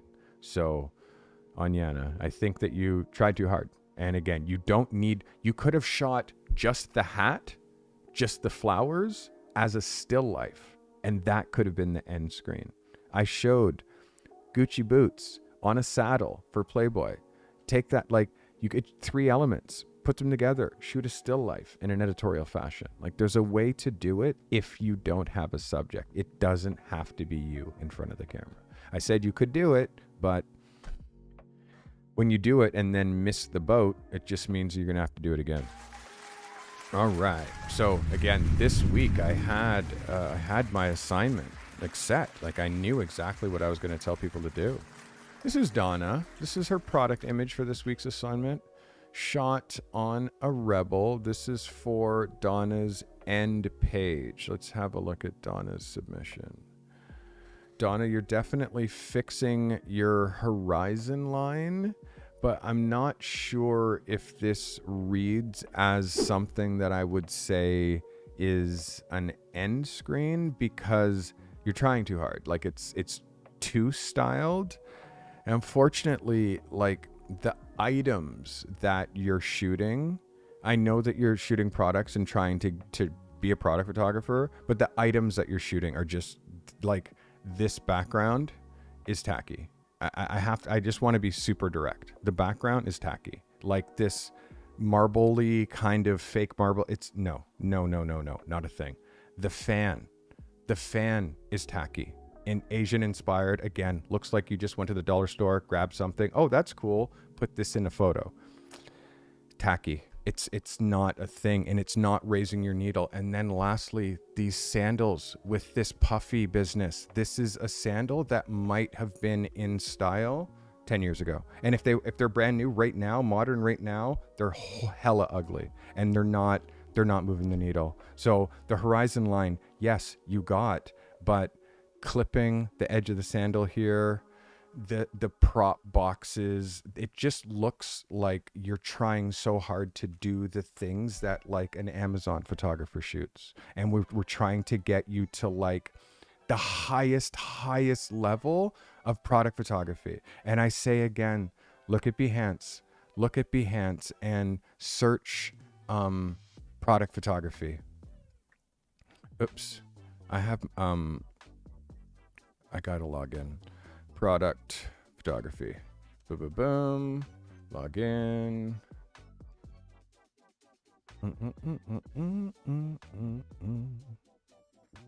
So when you search product photography on Behance and see, like, I want you to see the level. Like, you have to see the level of the ideas. You don't see marbleized backgrounds, because that's 20 years ago. So that's what I want you to like be thinking about. Like, look at the light, look at the sets. If they're using these props, they're done in a very, very, very deliberate way. So it's hard when you just grab stuff that you have around, or low budget stuff or inexpensive stuff. Like, the colors don't match, the tones don't match. Like, it doesn't rip. And if this is what we're trying to make your work look like, it's only going to happen like that if you look at the right references. So this is the references that I want you to look at. Look at this bottle. Look at how beautiful this product is. And therefore, shooting this product in such a way, non-distracting background. There's no marbleized backgrounds. Like, that's not a thing. You're not seeing like Asian inspired fans also mixing in with that marbleized. Like, the fan doesn't make sense and the slippers don't make sense. So what you need to work on is the sets and the styling of the sets, because like, once that comes together for you, well, you'll be able to figure out the light part. But when you look at just your average product photography, this is just average product photography. Just FYI, just average. But look at the sets. So you have to understand, like, you have to go way further than what you're doing right now. I hope that helps. And I know it's like, Donna, you can do it. It's just what you're looking at. It's never going to be stuff that you have around your house. You can't just be like, oh, let me grab those slippers and pull them out of your closet and put them on set. And oh, there's a fan. Let me grab. It's like, no. You really got to learn how to style your shots, and the styling of your images comes from like, work with a food stylist, a prop stylist, someone who knows how to set up sets. Look on social media. There's some people who are really good at it. And I mean, for me, I like to think that I'm pretty good at it. I don't even do it. Like, honestly, I don't, but I've done it because I've shot editorially. I've shot assignments. I've done assignment photography for so long that when I shoot products, when I get hired to shoot products, it looks like this. Like, this is like the most basic product photography. Has to look like absolutely like on point as far as, and again, you won't see any marbled. It just looks exactly like reality. Like, this is how product photography has to look. It has to be super, super, super clean. So I hope that helps you, Donna. Again, it's like we get the horizon line, but we're still doing a lot of the same other things. The room, like, less is more. Less is definitely more, Donna. All right, Durell said, looked at many magazines and still not sure what constituted a back page photo. Here is my attempt. Shot with an R6 50 millimeter, single strobe. This is, wow, Durell. Wow. This is, for you. And again, this is a fantastic photo. This is a fantastic photo. Is it an end screen? Is it an end page? How you kill this and make this an end page is, instead of him with his hands in his pockets looking at you, he's turned the opposite way and he's looking at the sunset and he's got his hands in his pockets and he doesn't give a shit about you. That's now the end page, because it's the end. The fact that he's looking at you, it makes it like, now it's not an end page. Now it's a magazine cover. You see the difference? This is the beginning of the magazine. This is the picture. I see this on the stand. I'm buying this. Like, so in me forcing one thing, I'm actually, you're revealing another thing. You're revealing another thing. Like, in me forcing one thing, because don't think that this photo didn't level up. Like, this photo is at such a level up compared to what you've been submitting in location, in idea. Like, you're right there. And it's just, the only thing is turn him so it's like the back, so he's not revealing. This is the cover. This is the cover of Behind the Picture magazine. The back cover is him looking at the sunset, silhouetted. Perhaps you lower yourself so the mountain range isn't above his head. You lower yourself so the mountain range goes through him like that, and you have him looking off over the mountain range. That's the end page. Durell, good shit. I hope that brought you value. Good job. This is a great shot. Great shot. And by the way, it's an 11. It's, yes. Don't think I missed the shot. I'm just reminding you the tight brief. All right. Durell Scott. This is Nathaniel. First submission. Went on a shoot with friend and car. Planning to stay with cars and add product photography. This is Nathaniel's submission for his end page. Nathaniel, thanks for submitting.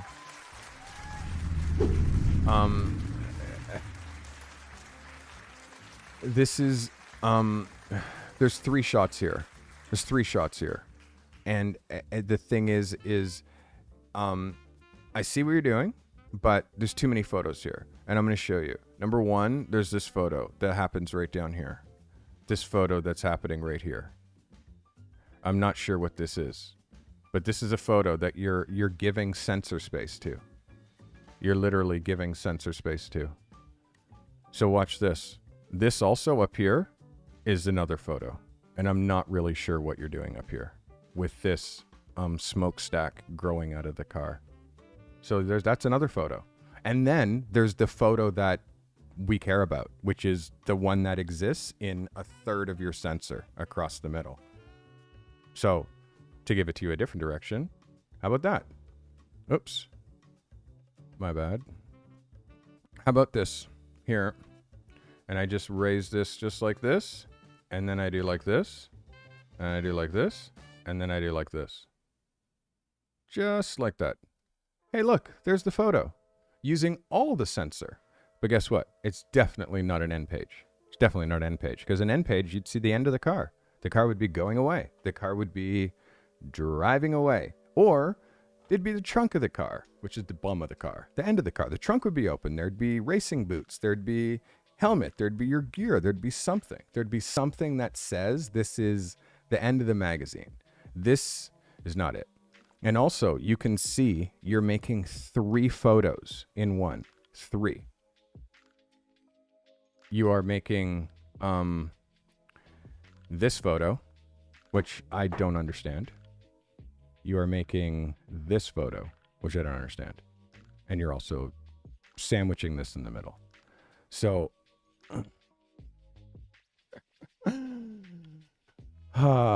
new to car photography, are you?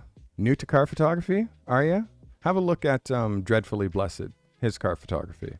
You'll see, like, where you put this car, never in a million years would I put the car there. Never. It's in mixed light. The sun, like, this part of the car is lit, this part, and the other side of the car is not. So, and it also is pushing this radical shadow out front, and also these horrible highlights, which you think look good, but actually just show all kinds of ugliness and badness in the paint and fingerprints and all of that stuff. You have to shoot the car in shade. You know what I mean? It's like thinking that you're like, you don't just walk into car photography. Like there's like when you look at Behance, by the way, I don't shoot cars, but if you go to Behance and search, oh my God, what's my favorite car photographer? What is it? I want to say Jimmy Chin, but car photography. I want you to see what your competition shoots, because thinking that, like, I want you to see what your competition shoots. I want to find one of my favorite car photographers. But just to give you a sensibility as far as like what modern car photography looks like this is your competition. This is a composite, so it's not really, it doesn't really count. But just to give you a sense as to like what modern car photography looks like, like, just pick any, this modern car photography. Huh. Okay. Look at that. Huh. Look at that. Huh. There's an end page. There's an end page. There's an end page.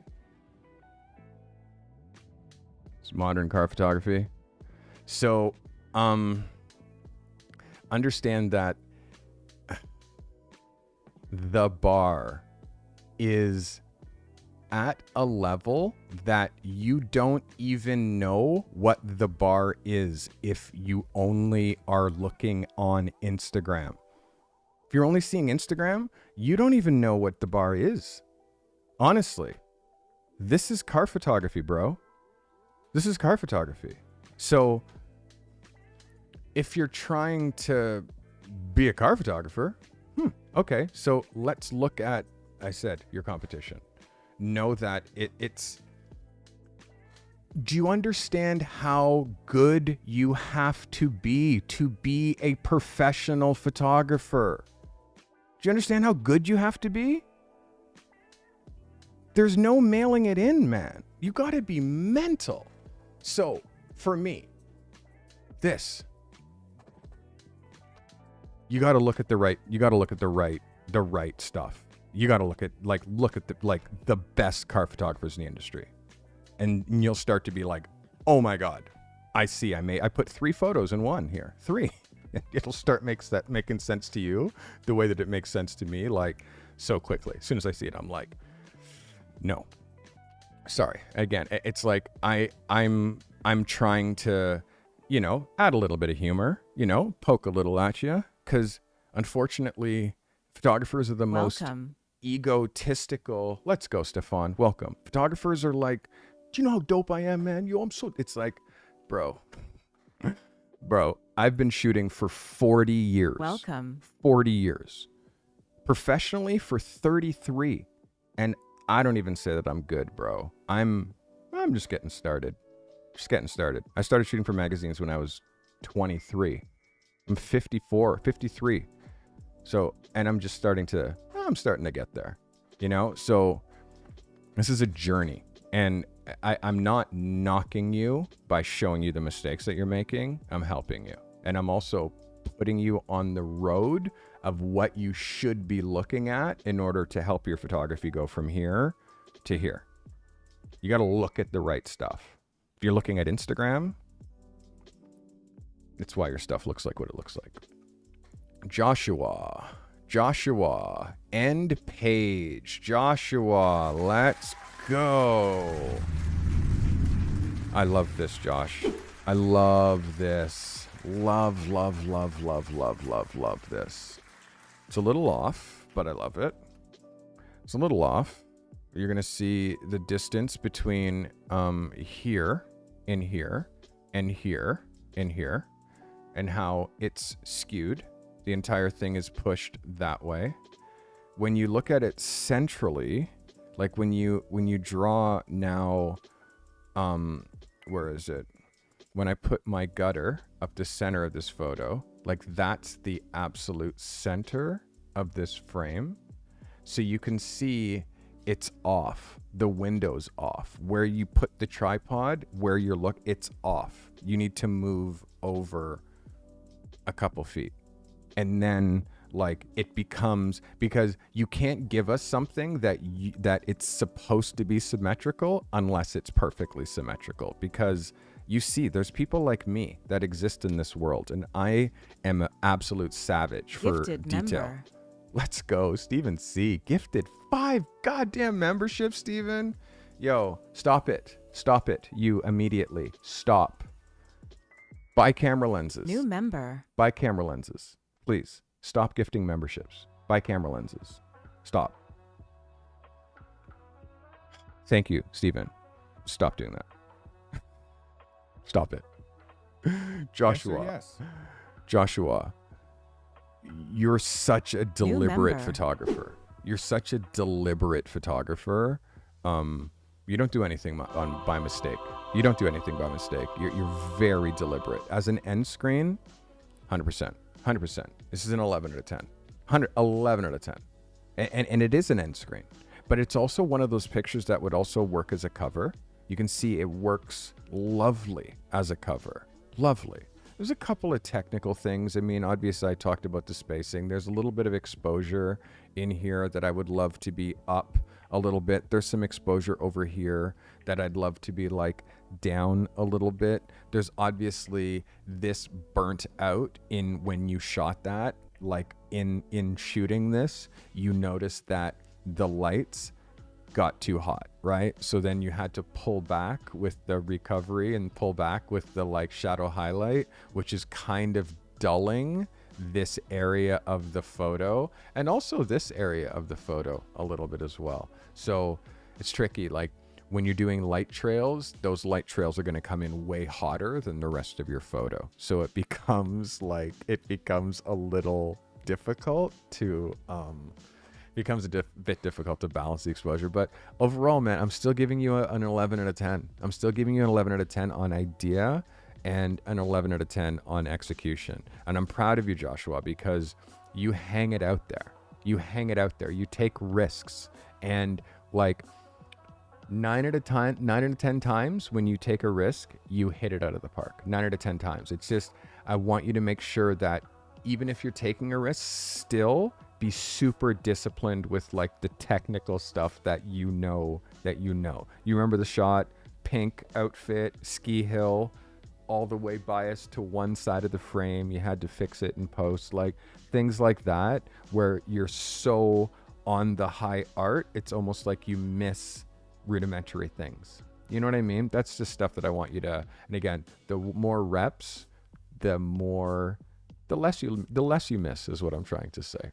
Good job. That is Joshua Hone. Joshua, well done, Joshua. Let's go, baby. The energy that I have when I'm doing these, looking at photos for you guys, I got all the energy in the world, honestly. All the energy in the world to do this. It's amazing. Let's see who else we got. Slippy. After spending too much time at the kiosk looking at end cover and magazines, all in a genre that I almost got kicked out. All of them had product ad lifestyle photography. So here's my end page sponsored by Lush Cosmetics. All right, Slippy, thanks for submitting. For me, you put yourself in a tricky situation here. First of all, she looks like she's waiting a little bit. It's a little too close for it to be an end page for me. It reads more like a cover. And then also you're aiming into backlighting. So this whole window is giving you brightness. It's giving you brightness. And because of that, it's giving you a low exposure on your subject, because your exposure here should be easily 2/3 brighter than it is. So it's like, because of that, now we have perfect exposure on all of the shit in the window, but not perfect exposure on her. Now, it would be okay if she was silhouetted. Like, you can silhouette her perfectly, but yeah, she has to be profiled. And how she's not posed, like, she's kind of posing. She's not just being in the store. Like, she looks like she's there with you and she's doing a pose for you, which doesn't make it feel like an end screen or an end page. It makes it feel more editorial, but it's not quite there editorial because there's too many mistakes. I have blue color balance coming in here from the shady outside, low light, and I have the warm up here happening from the upper light bulbs up here. So this mixed light would never make a photo in this room. Never, at least not at this time of day. Like, this is like, I see the idea, but it's hard to do in a retail establishment because you're not supposed to be there. So again, Slippy, you're a talented photographer. You're in the masterclass. I do mentorship one-on-one with you. My standards are higher for you than most. They're higher. So I'm going to point out everything. I'm going to point out this literally all of these push bins, like these things in the background. Like, it looks like an afterthought. It doesn't look like an execution. It looks like you're trying to make something work. Unfortunately, it doesn't. Close, but I obviously know what has to happen here. I know what has to happen. And like, guys, guess what this week's assignment's going to be? Alice, let's see how many more we have. We're almost at the end. Okay. Alice. This is a conceptual photo for the next conceptual issue of Behind the Picture magazine, as well as the new merch ad, because Alice is rocking my champion jacket. Okay, Alice, let's see. Let's go, Alice, with the submission. Let's go. I mean, I definitely see what you're doing. Thank you for supporting and copying the champion's jacket. Oh my God, it's both you. Holy shit. I just put 2 and 2 together that's both you. Oh my God. Well executed. I'm looking and I'm like, wait a second. That's the same jacket as well. Wait, they're both you. Wait. Little bit of focus thing, I think, that's happening because of the low light. We're losing the focus on you, or you missed the focus in trying to capture the focus on you in setup. Your post-production on these is getting better. Like I'm noticing less and less post, although down here, Vicky, I'm seeing the post here on the tree and under your bum, which you can see when you really, really zoom in. And then also I'm seeing this cut here and how that doesn't blend with the tree around here. So small things, but again, it's like the more you do these, the better that you get, the more comfortable that you get. And also, you know, your foot here, we're missing your foot. It doesn't actually look like it's going under. Doesn't really look like it's going under. It just looks like it's cut off here. You can see here. So small things, but again, Vicky, it's a clever idea. I think that it works more as a cover than an end page. I want you to watch how close you are here, how close that toe gets versus how much space is here. Obviously, the tree is centered, but the tree growing through the frame for me is a little busy. Although it gives you a prop to work on, it works less. It's less as strong as an end page. It's better as a cover, I think. And just overall, the exposure is a little under. I mean, I love the mist. It just feels like it's under about a third. Feels like it could snap just a little bit. But again, Vicky, you swing for the fences. I love it. I love it. Keep doing it. Don't stop. And this is for your personal project, which I love. Amazing. This is Amund. First submission for end cover review. Let's go, Amund. Welcome. This is an end cover submission. Thank you for submitting. End cover. To me, this feels editorial. It definitely feels magazine. There's a little bit of a treatment that you're doing, but technically your photo is good. Your photo's good. I mean, I feel like the distance here is a little tight. It's a little claustrophobic. It's feeling off balance. Like I would want him to be a bit more centered. And it doesn't feel as much as an end page as it does as part of the story. Like the end page is he's in the hammock. The end page is he's at the end of the dock by himself fishing as the sun goes down. Like that's kind of the end page kind of a feeling. He's very engaged here, although he's not looking at camera. It's not the end of his day. This kid does not look like it's stopping anytime soon. So for that, again, works more as a cover than it does as an end page. Understanding the language, the editorial language of an end page is something that it's a hard thing, and I think we missed it, but you're not alone. A lot of people missed it. I'm gonna show you two end pages again, just to remind for those people who are tuning in now and might have missed earlier on. This is an end page from September Vogue. So you can see it's essentially Gucci boots. It says last look, and it's these boots propped on a saddle, and the saddle is propped like against a fence, and these boots are $2,100. So you can see this image, it just features the boots, and it's lofting the boots and it's the last look. Like before you close this, let's talk about these boots. You know what I mean? And it's a behind the scenes shot. There's no model. There's no posing. It's understated and it's funny. So that's one.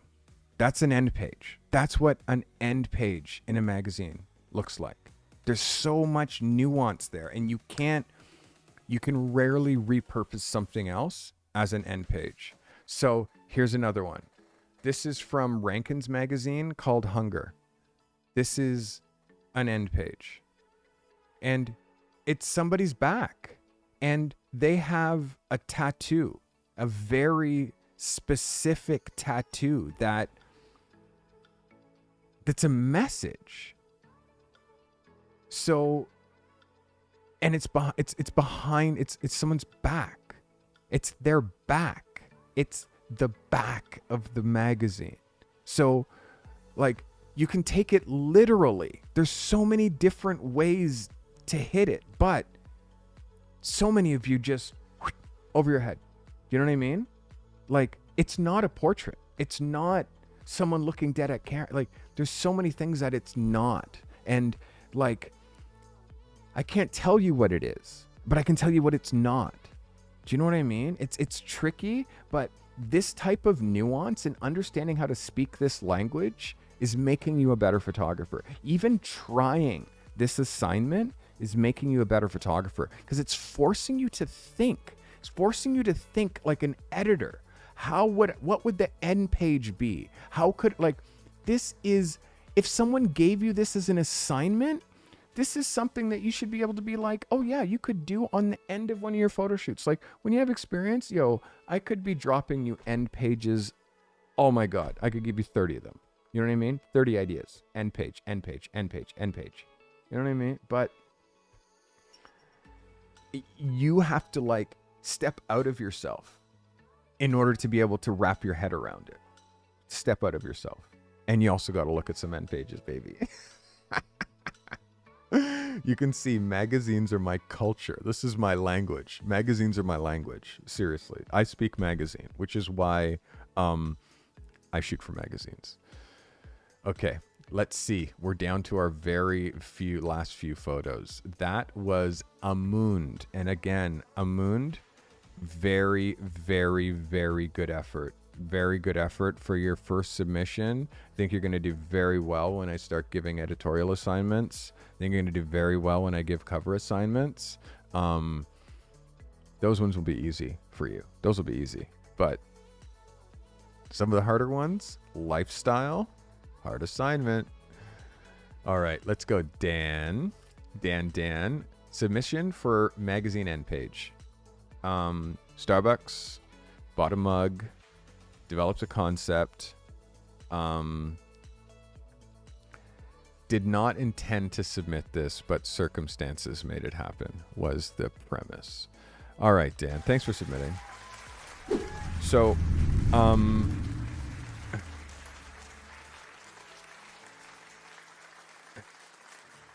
styling, and it's not really an end page.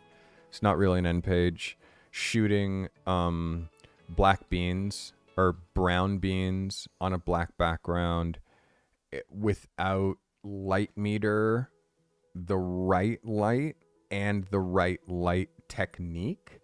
Also add in candles that you're trying to also show candle. Like, there's too many elements here that for me make it like the way that you're lighting, it's putting very weird reflections like on the cup. Like, doing product photography is not easy, and you're trying to like do something that is incredibly difficult, and there's so many different textures, there's so many different shapes, and they're all like just tossed down on the set. Like, this is a nightmare photo to even try to make, and I wouldn't try to make it. I'd take the candles out immediately, because in order to show the candles, it needs to be a certain exposure.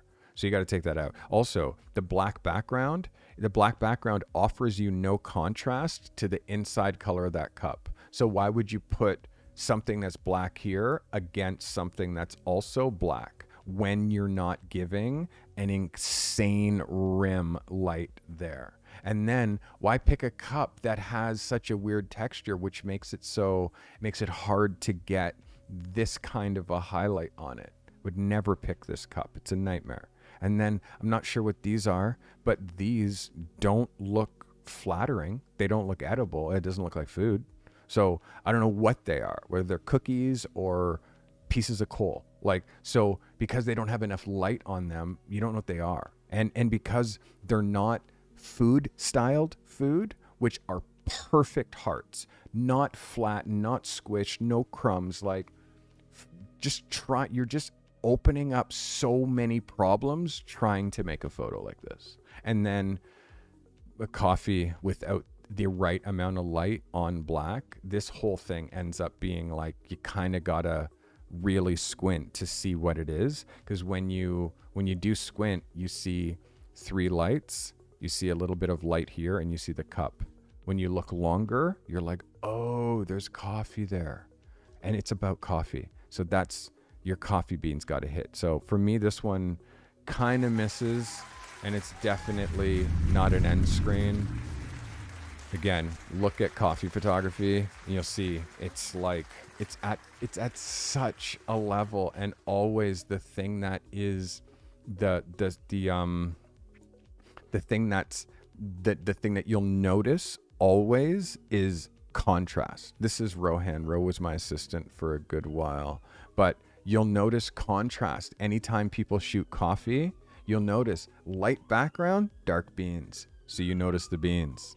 You rarely see black on black, right? And you can see even his color combinations. Look, light background, brown, and there's only 3 colors. So like, even just this, if you're trying, like, this is the bar. The bar is so high. If you're just going to delve into I've never done a product photo. I've never done a product. We'll just make a product. It's like, okay, but no, it's going, like, look at what coffee looks like. This is what coffee looks like. So when we're seeing this, like, you know what I mean? Like, you have, if whatever you're trying to shoot, find a reference,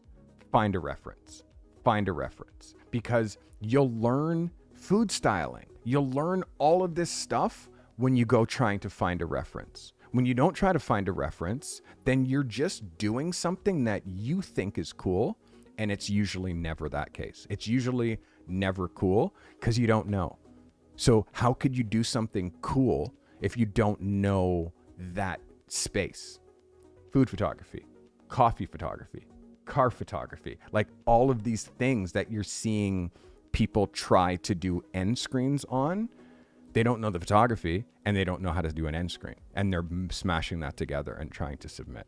So you see how important color combinations, you see how important non-distracting backgrounds. I mean, Donna, you can look at this and look at set design and how interesting you can make and simple you can make set design. Like, this is the stuff that it's important to look at. So, Ro, former assistant. And again, Ro assisted me even before, when he was a people photographer, and he realized, like, his people photography, like, Ro shoots things exceptional. His people photography is a little forced. It doesn't have, like, you can see, it doesn't have, like, it's a little forced. It doesn't, like, this is amazing. Like, lifestyle, like, he's better at lifestyle than he is at the posed stuff.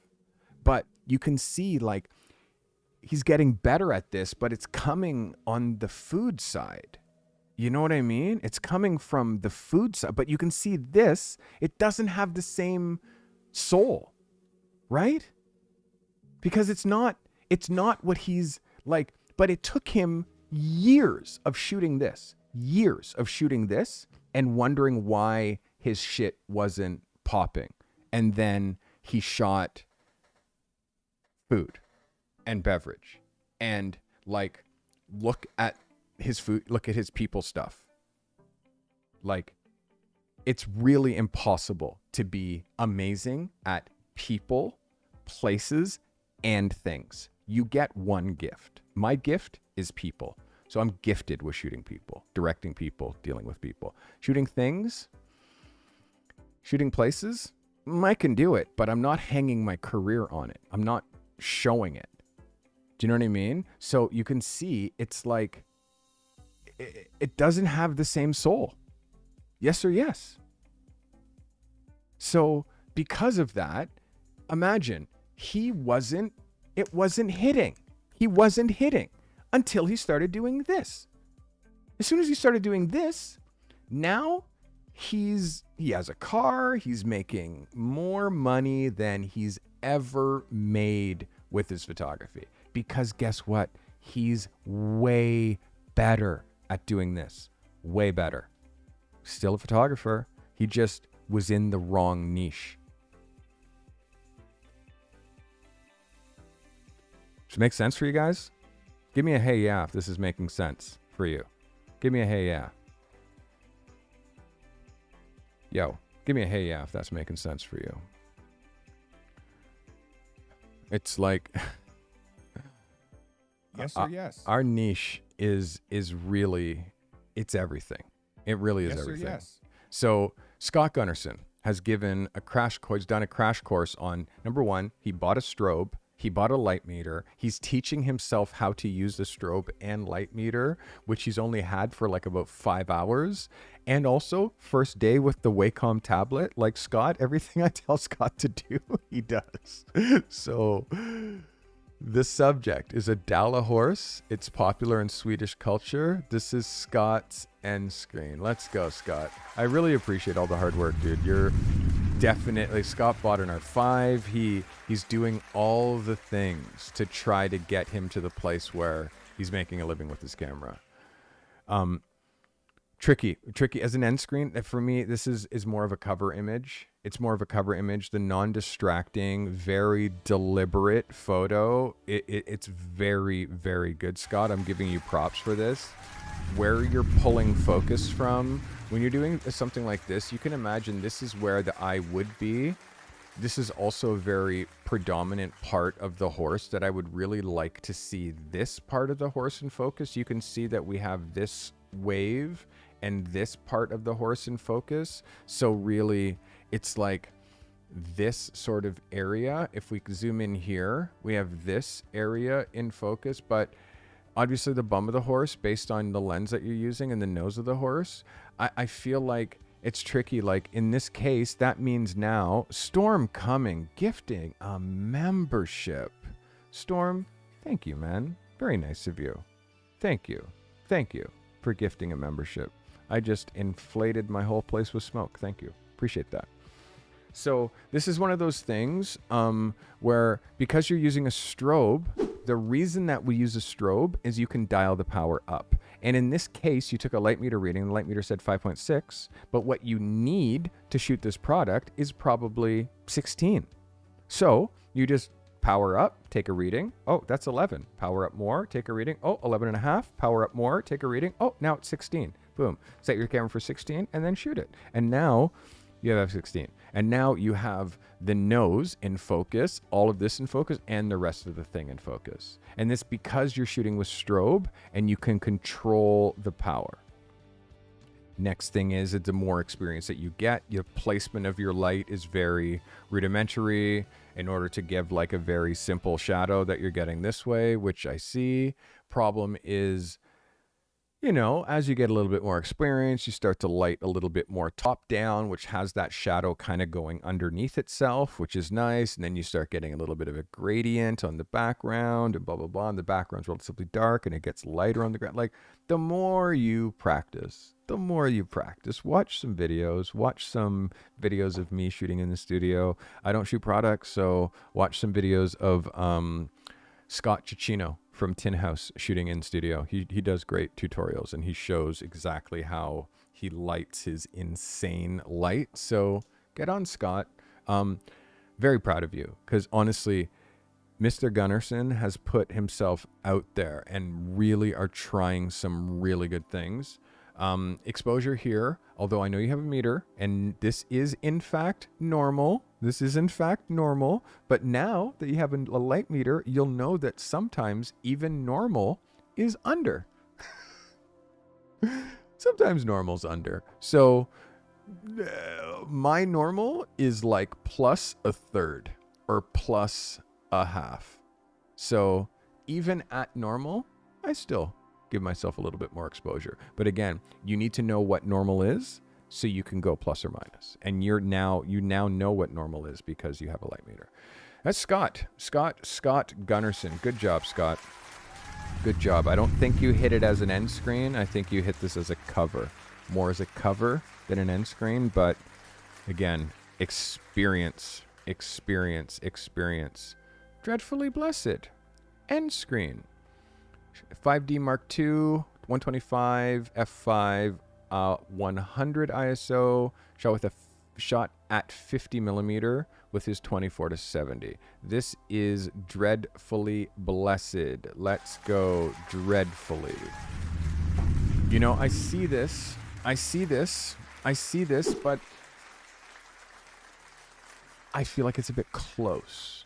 I want to see, for you, the car photographer, is I want to see the car under the cover that you don't get to see what the car is. I want to see the end of the street. There's only one car on the street, and what is that car? Like something, the fact that you're showing the end of the car, the fact that it's in this kind of lost highway, almost motel looking area is kind of dope, but we're not revealing enough of the car or enough of the scene.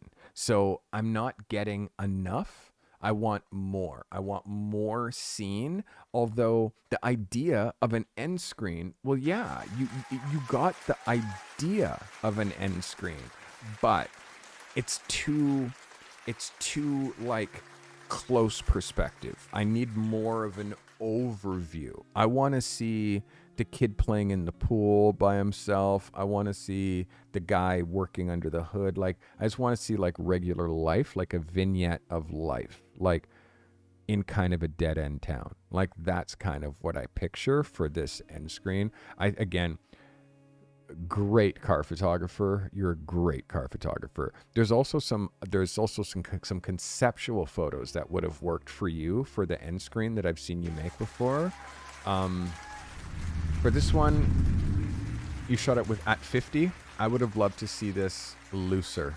Like, either you stay at 50 and move way further back, or you go to like move further back and shoot it at like 24, 28. But when you shoot 24, 28 vertical, it starts to get some weird bending this way. So I never recommend shooting wide angle vertical. So tricky one, Dreadfully, tricky one. Again, I like it. I don't think it exactly hits an end screen, but imagine car under the cover at the end of the driveway, almost empty street, backed up. Like, that's kind of what I'm seeing, you know? All right, Dreadfully Blessed, thank you for submitting, my guy. Let's see who else we got. Who else we got?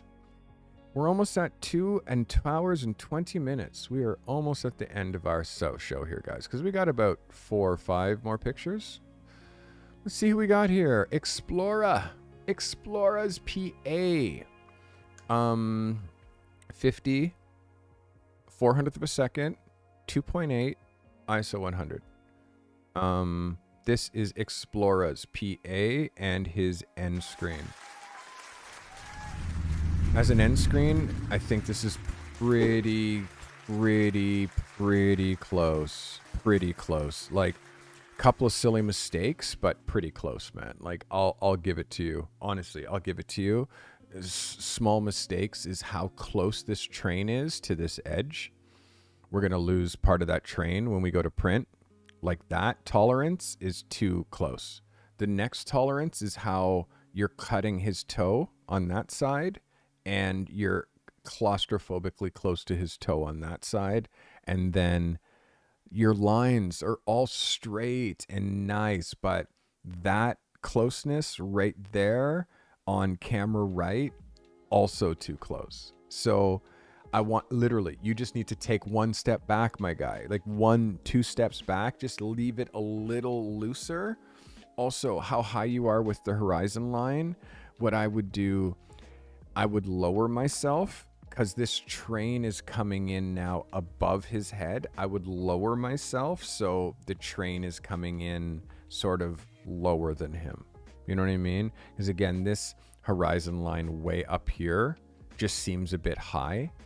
I'm not sure if you're standing on something. You could be standing on something aiming down at him. I would go super, super low. And then that's going to make it be less of a leading line photo and more of an end screen for me. Yeah, again, explore it. Like, so close, and you're so talented, but also I've seen you make some mental photos. So because of that, I have to keep nudging you. I have to keep nudging you and making you just see things that you wouldn't see. And the next time you shoot, it just slows you down. And these are the things that you're going to be doing. You're going to be scanning your frame and watching your crop edges here, watching your edges here. You know, like this is what you're going to be doing the next time that you shoot. So good job. Again, I like it. And I'm giving you an 11. Giving you an 11. But still. Judging hard today. No, I'm not. I'm not judging hard. I'm judging exactly how I should be judging. Okay. Cynthia Lilly, my submission for the week is called The End of the Road. Shot at set with a 70-200 at 70. 50th of a second. Okay, here's a rule. Were you on a tripod? I bet not. I bet not. So this is the deal. This picture shot with a 70-200. You're shooting this with a 70-200, but you're shooting it at 70. And you're also shooting it at a 50th of a second. What's wrong with this picture? What's wrong with this picture? Who knows the formula? Who knows the formula for hand holding lenses? The formula is 1 over the longest focal length of the lens. The longest length of the lens, irregardless of what you're zoomed at.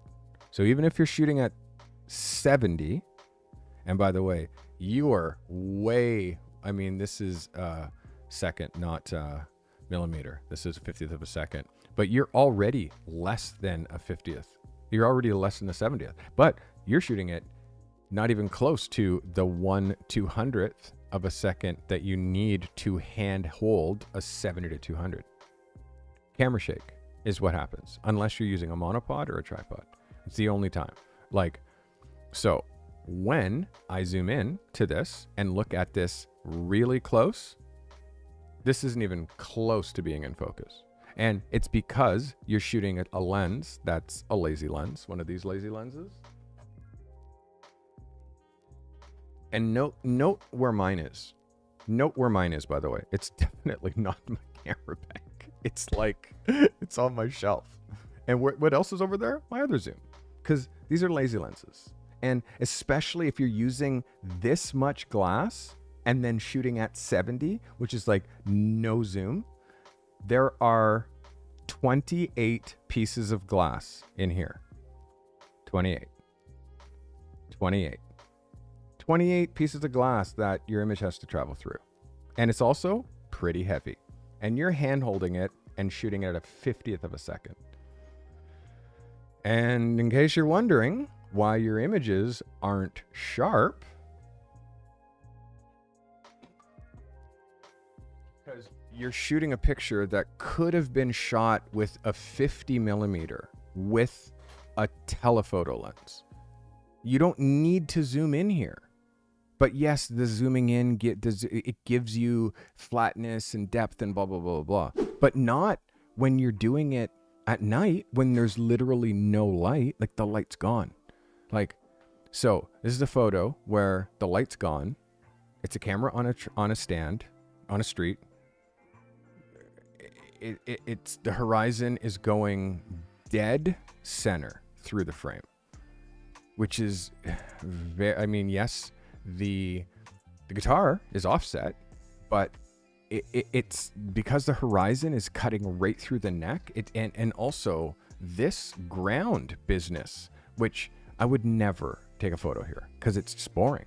Like, go across, go over the fence, put the guitar in the field, make some room, put it in the field, lay it in the field, like do something that makes it like there has to be more. But this stand is the most unnatural thing in this photo.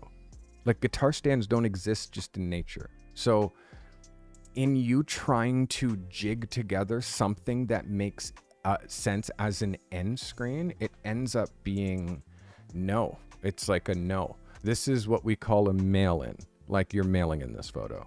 And yeah, I hate to be, and again, sharp up here, okay? And again, you're great at hand holding slow, but the thing that's the most important is that you're making an interesting photo. The photo, like, irregardless as to what camera, what lens, what, like, the photo, it has to be an interesting idea. And for me, I think we missed the interesting idea.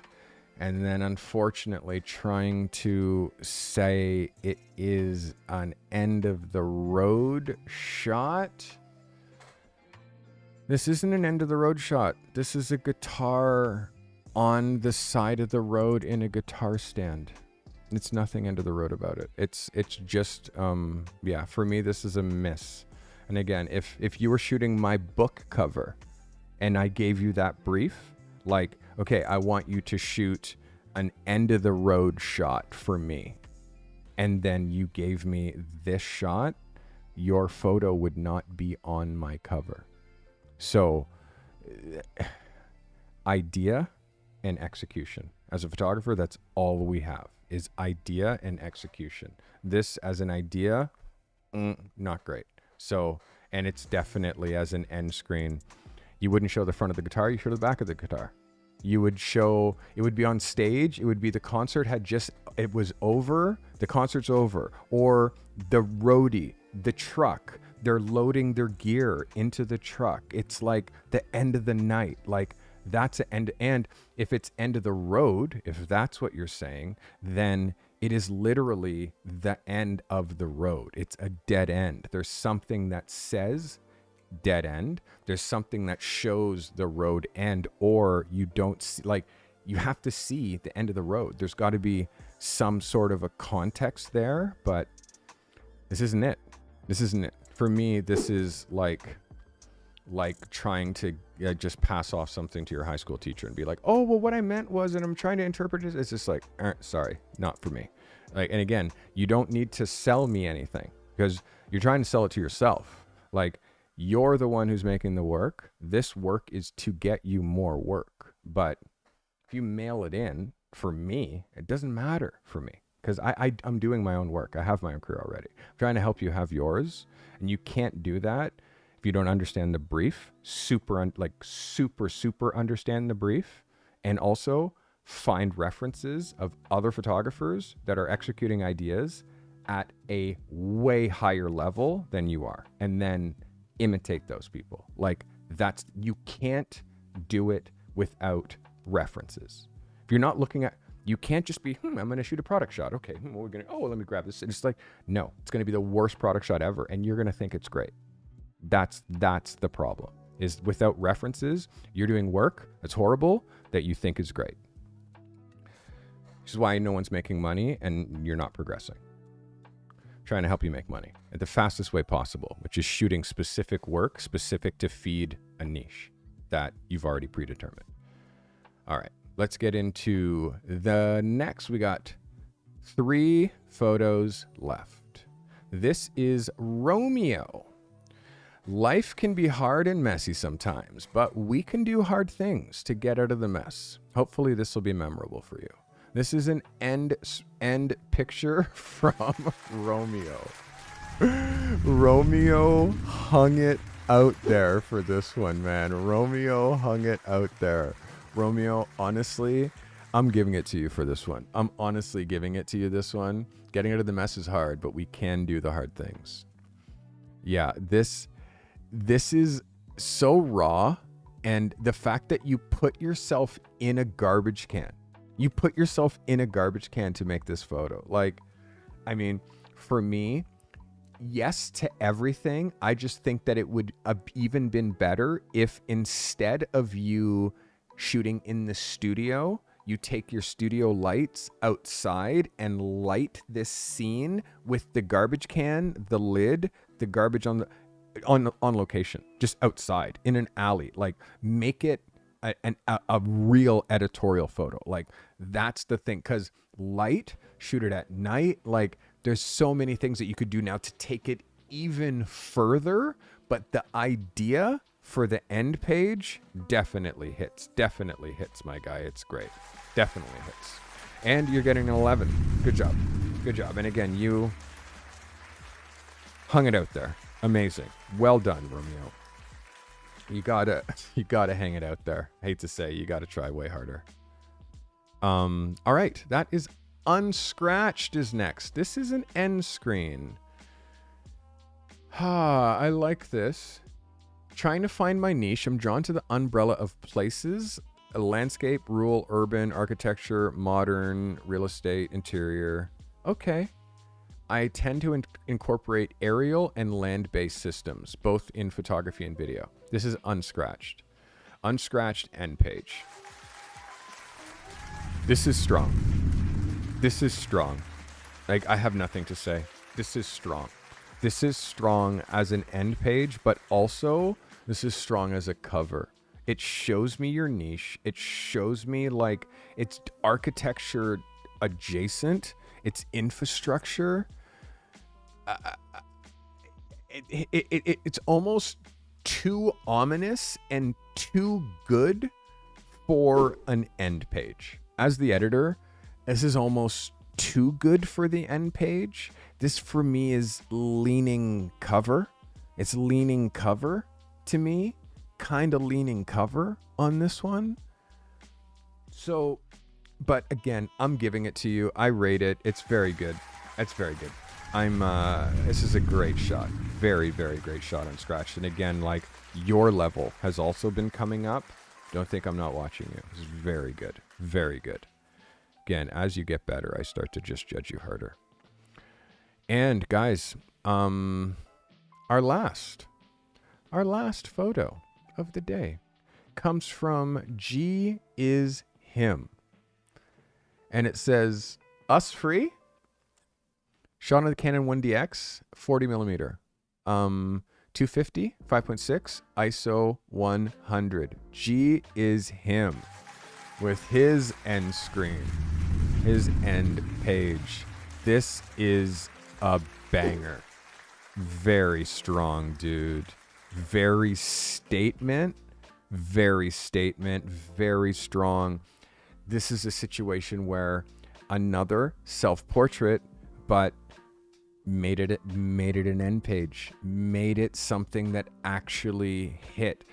Headspace is a little high, like as far as how high you are up here in the frame. Like, I would really wish that your head didn't go any further than here.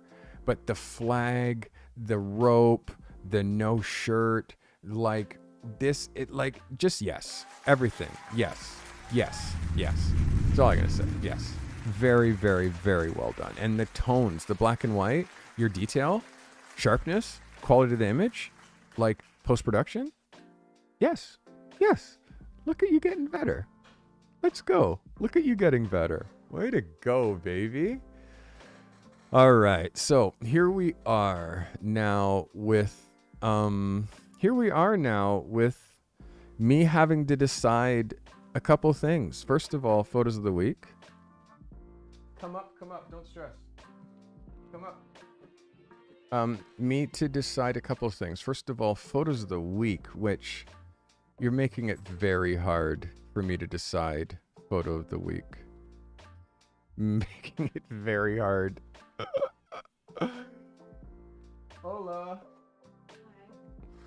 Okay. I have to decide photos of the week. So we're going to do that. And then I'm going to give you an assignment. So please don't go anywhere.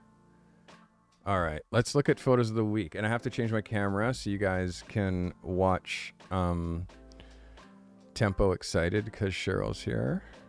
All right. We are doing photos of the week. This is not ever easy. Not ever easy. But I feel really good about who I'm choosing as photo of the week winners. Somebody's making it 1995. We are choosing the photos of the week for end pages. And then I am giving you this week's assignment. This week's assignment. And again, you're going to keep time warping me. Okay. We are trying to choose not again, I'm just choosing the best photos. It doesn't matter for me how many there are. I choose what I just what I do. I go first pass, choose my best, my favorites. Then I go through again and I edit anything that I was on the fence on. Yes or yes? And then we end up with the photos of the week. Okay. You guys are going to listen. Everybody who submits is a winner. Everybody who submits is a winner. Everybody. It's incredibly difficult to do what I'm asking you to do. So everybody who submits is a winner. Yes or yes? Wow. But we do have some shooters that like they nailed this so well that it's kind of hard to deny them, you know? It's hard to deny them. Yep. On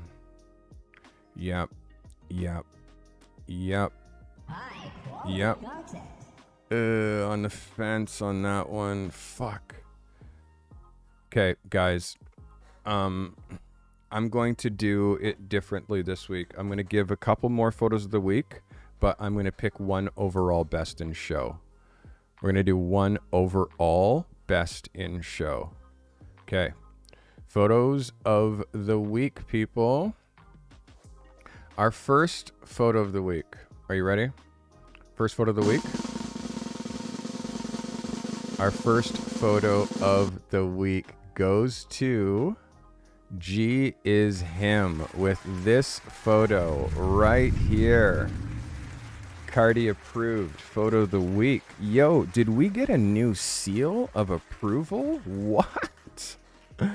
Photo of the week. G is him. Congratulations, my guy. First photo of the week. Wow. All right. Second photo of the week. This is great. You guys ready? Next photo of the week goes to Unscratched with this photo right here. Unscratched photo of the week. Let's go, Joseph Michelle with the $3. Thank you for the donation, my friend. Thank you. Unscratched photo of the week. Our next photo of the week goes to... Proud of this one. Let's go. This is Romeo with a photo of the week, baby. Let's go, Romeo. Hanging it out there. Doing things that are hard. Well, Romeo, photo of the week. Let's go, baby. Well done. Carty approved. Photo of the week. This next photographer again. This photographer is like, I swear to God, like so close. Super chat. So close. Let's go, Joseph Michelle. So close. Very proud of this photographer. Our next photo of the week goes to Joshua Hone. Let's go, Joshua. Photo of the week. Congratulations, Joshua. Let's go. Photo of the week. Congratulations, Joshua, on your end page photo of the week. Who is this shooter? I know who it is. Let's go. I know who this one is. Okay. Next photo of the week, people. Next photo of the week goes to... Again, I got high expectations of this guy always. It is Durell with this picture right here. Photo of the week. Again, Durell, very proud of you. I told you it could be so... It would have been crazy if he had been looking away, not at camera. But still, I can't let this one slip because you leveled up so much from that last. Like, amazing. Amazing. That's Durell with a photo of the week. This one, let's go. This photo stopped me dead in my tracks. This photographer... I'm so glad that this photographer found us. Our next shooter that is winning photo of the week is Tom Fox photo right here with this photo of the week, baby. End screen. Tom Fox. Photo of the week, baby. Let's go. Congratulations. Great, great, great end screen. Congratulations. Couple more. Couple more. Couple more. Couple more. Okay. Couple more. Next photographer. Next photographer. Thank you so much for saying that. Next photographer. This shooter needs this so badly. This shooter needs this so badly, and I'm not giving it to you because you need it. FYI. Homie, don't play that. I'm not giving it to you just because you need it. I'm giving it to you because you earned it. Earned it. Earned it. Despite your mistake this week, screw that.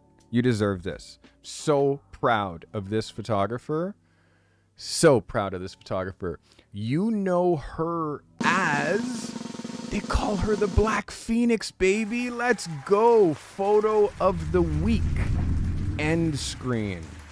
End page. Photo of the week. Black Phoenix. Let's go. Be very proud, Black Phoenix. Be very proud. Let's go.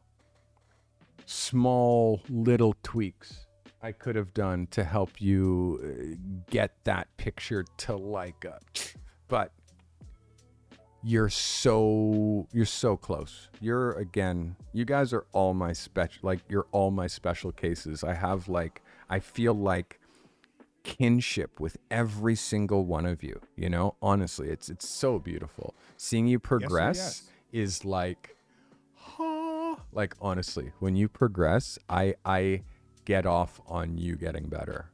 Honestly, it makes me so freaking happy. Wow. We got one more photo of the week. We got one more photo of the week. One more. I'm not sure who the shooter is. Just that's what I said. But I'm not sure who this shooter is because they're new. Newer. This photo of the week.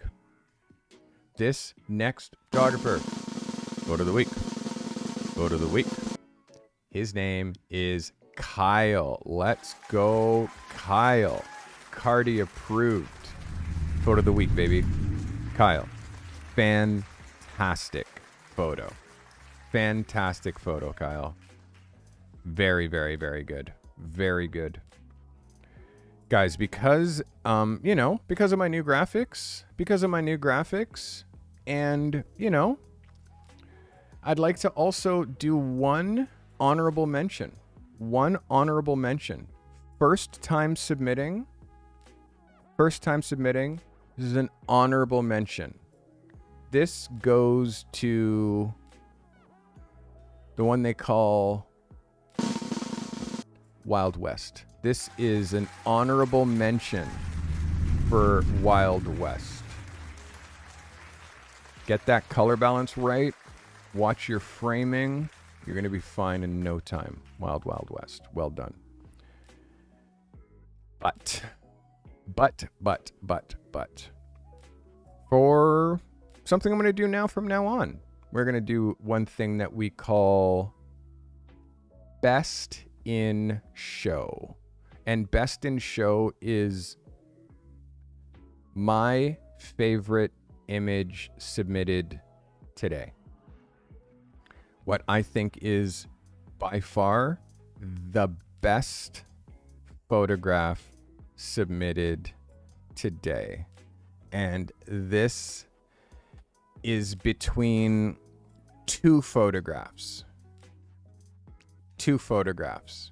And I have to give it to this shooter because this shooter not only nailed the photograph, they nailed the assignment, they nailed the spacing, they nailed the concept, they understand it perfectly. I have to give today's Best in Show to Kyle G. Kyle, congratulations, my guy. You get Best in Show today. Best in Show. Only one photographer gets Best in Show. You absolutely crushed the epitome of the end page. There is nobody who could touch how perfectly you nailed this photo. And even still, I told you how you could make it better. Guys, I hope that brought you value. This week's assignment is pretty simple. So many people either missed the deadline of submitting this end page photo, or they missed the concept of what an end page photo is.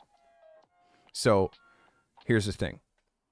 Rarely, I don't ever want to do this. I don't want to be doing assignments twice unless they come around in the rotation and we're doing it again that way. But I don't want to be doing it like this. I don't want to have to be giving you what my professors in photography school would do. If you did an assignment and you got an F, you had the opportunity to shoot it again and turn that F into an A. You had the opportunity to learn everything that my professor said during the critique, all the different people that he critiqued, and all the things that my professor said to all the other photographers that failed, and the ones that hit it, what I said to those ones as well. This is your very rare opportunity. This week's assignment is the same as what last week's assignment was, which is shoot an end page.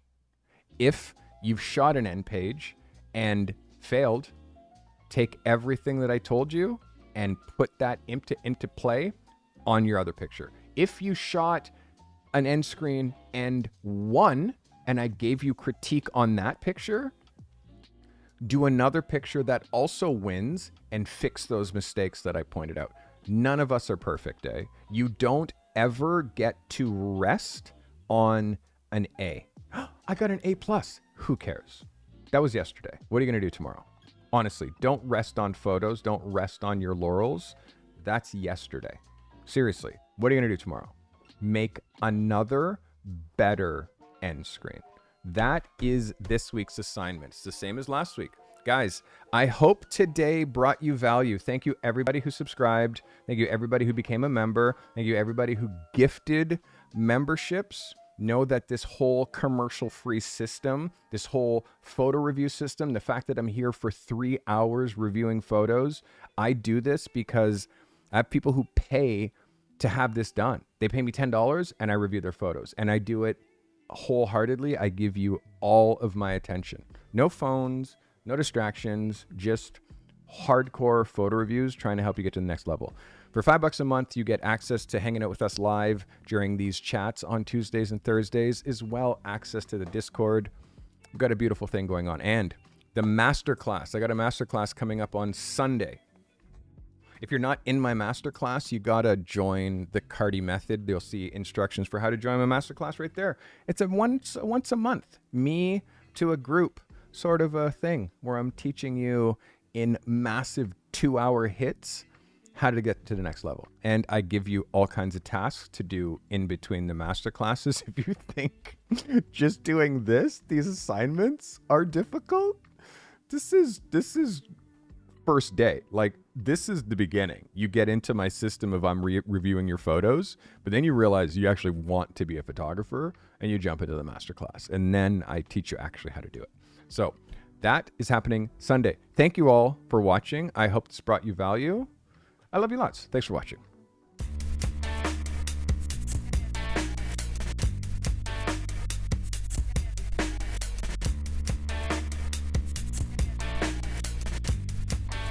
As mentioned, this commercial-free stream is brought to you by all the members of this channel. I am coming very close to 250 souls committed to getting to the next level with their photographs. Thank you. If you are one of those souls, it's because of you that I'm able to do these commercial-free live streams.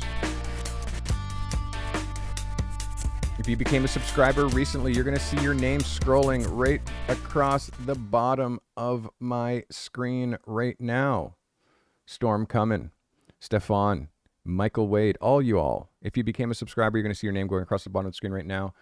And again, the members of this channel, keep this shit going. If you became a member in the last 25 people, you're going to see your names going across the top. Everybody who renewed today, thank you. You guys got lots of work to do. I want to see way more bangers next week. This shit is hard, but I promise you, you can do this. See you next week.